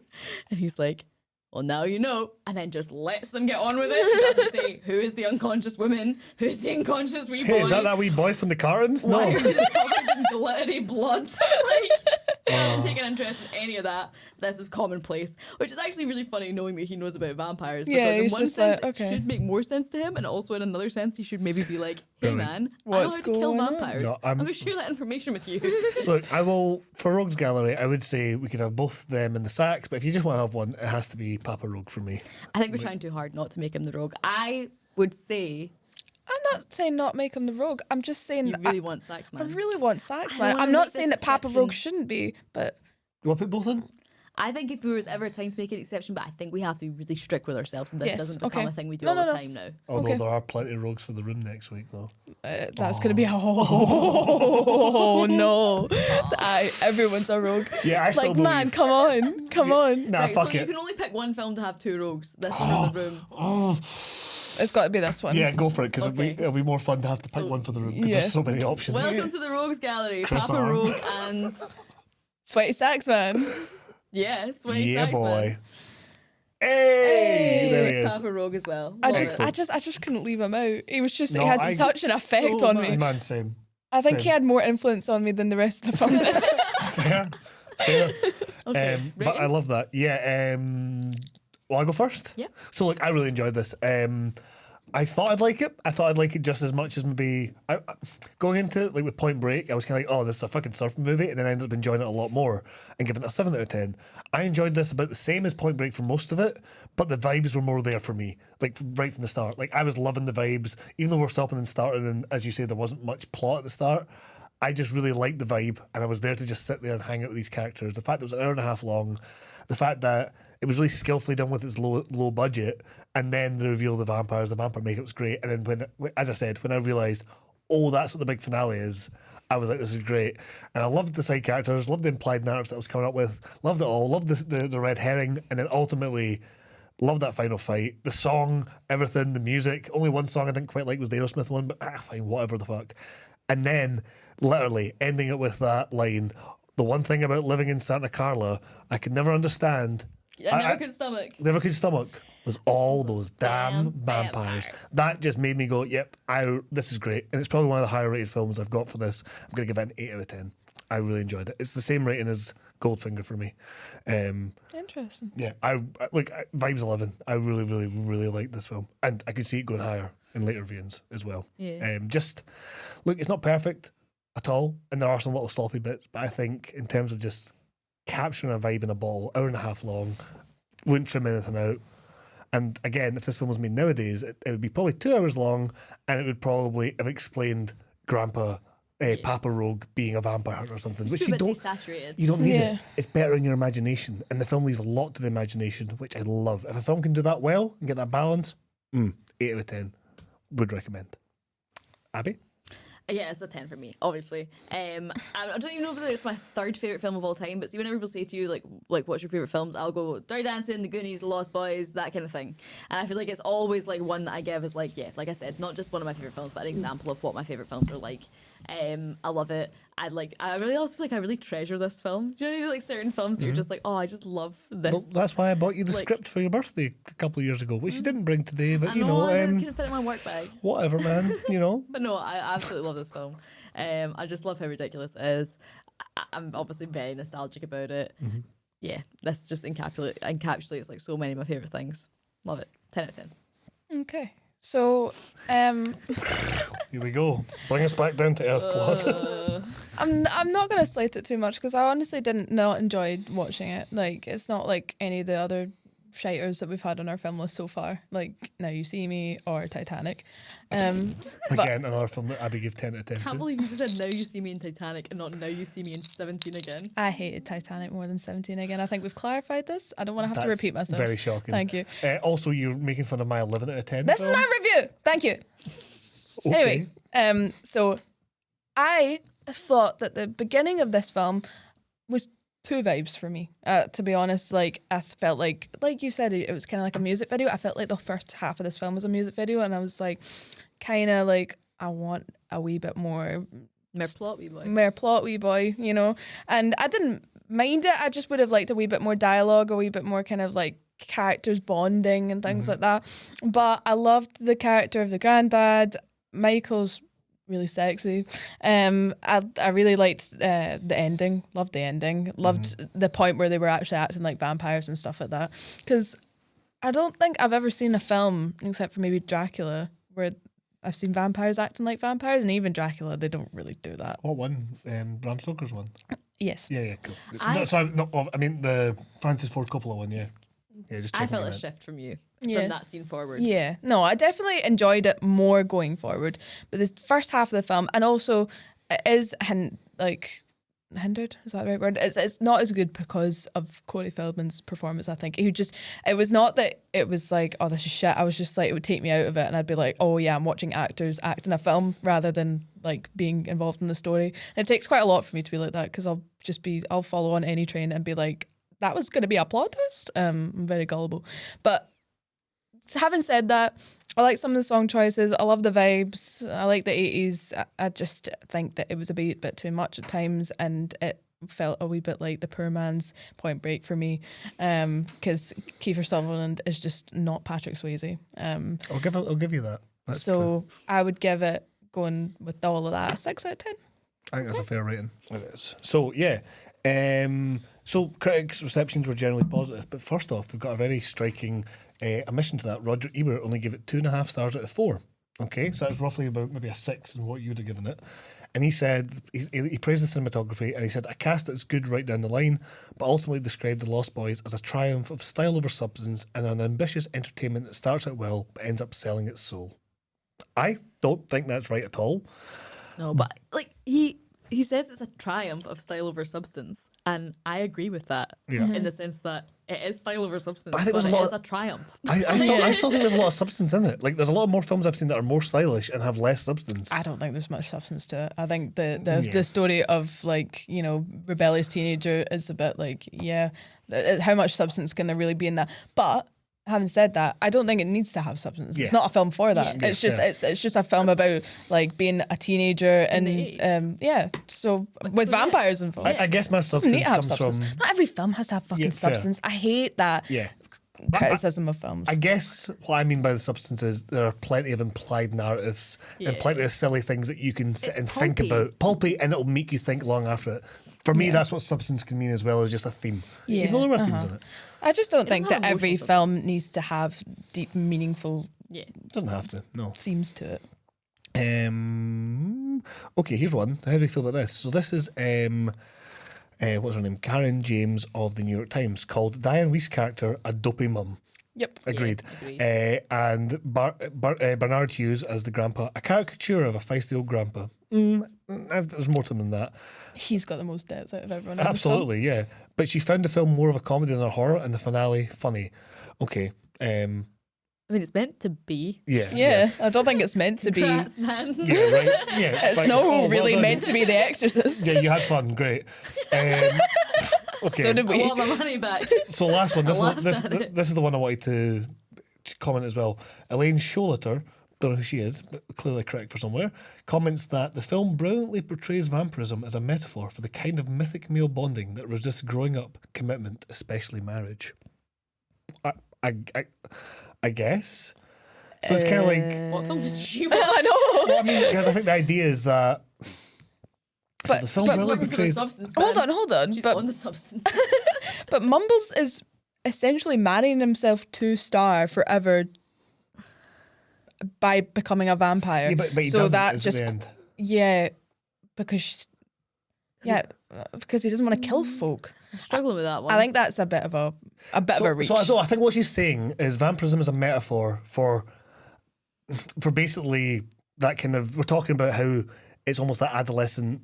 Oh, I need to fit in. I want to join in with a cooler crowd and get away from my family. Yeah, fuck my family. I think that's what she's trying to mean by this, because that's what she's been mythic male bonding that resists growing up, commitment, or even a marriage. very psychological. Yeah, It's a bit of a reach. a little bit of reach. Yeah. I think there's elements to it. I think she's just maybe doubled down on some of it too much and missed. 4. I'll give it a 6. And last one, Variety panned it, calling it a horrifically dreadful vampire teen-sploitation entry that daringly advances the theory that all those missing children pictures in garbage bags and milk cartons are actually the victims of blood-sucking bikers. All right, man. Fucking calm down. You must be fun at parties. Nobody took this seriously. Yeah, she took it fucking too The seriously. problem is like all of those reviews are like trying to make it better than it is. It's like, did you have fun though? Did you enjoy it? Yeah. Give it a higher rating then. Yeah. Shut up. No, look, I get it. Sometimes you feel that way with films, but I had a lot of fun with this, and it's probably my favourite Joel Schumacher film. Like, genuinely. Like, I've not seen too many of his other films, because after Batman and Robin, I needed to take a 40-year break from his movie-making style. But, yeah, he nails it there. Can you guys guess what the budget is? It's very low budget movie. 100. Very low budget movie, Abby. 100 million is not a low budget movie. Like, stupidly low budget. 45 20,000. million. What's that? 20,000. 20,000. 20,000. Like, not that stupidly low. You said stupidly Yeah, it's in the millions. 45 million. The budget. Yeah, the budget of the film. I feel like millions is no stupid. You One, said 20,000. 1 million. Okay, 8 million. You were That is close. actually You were very close. low. 8 million. I just feel like that's quite a lot of money for the 80s. 20 grand. No, no. You've done this before. Oh, can't we explain what the room's budget is to find out if Claude? Oh, the room's budget's a bit of a mystery. Oh, And it's all self-funded by Tommy Wiseau fuck me. and his jeans business and his leather jacket business. Next week. Next week. On next week's podcast. And how much do you think it made?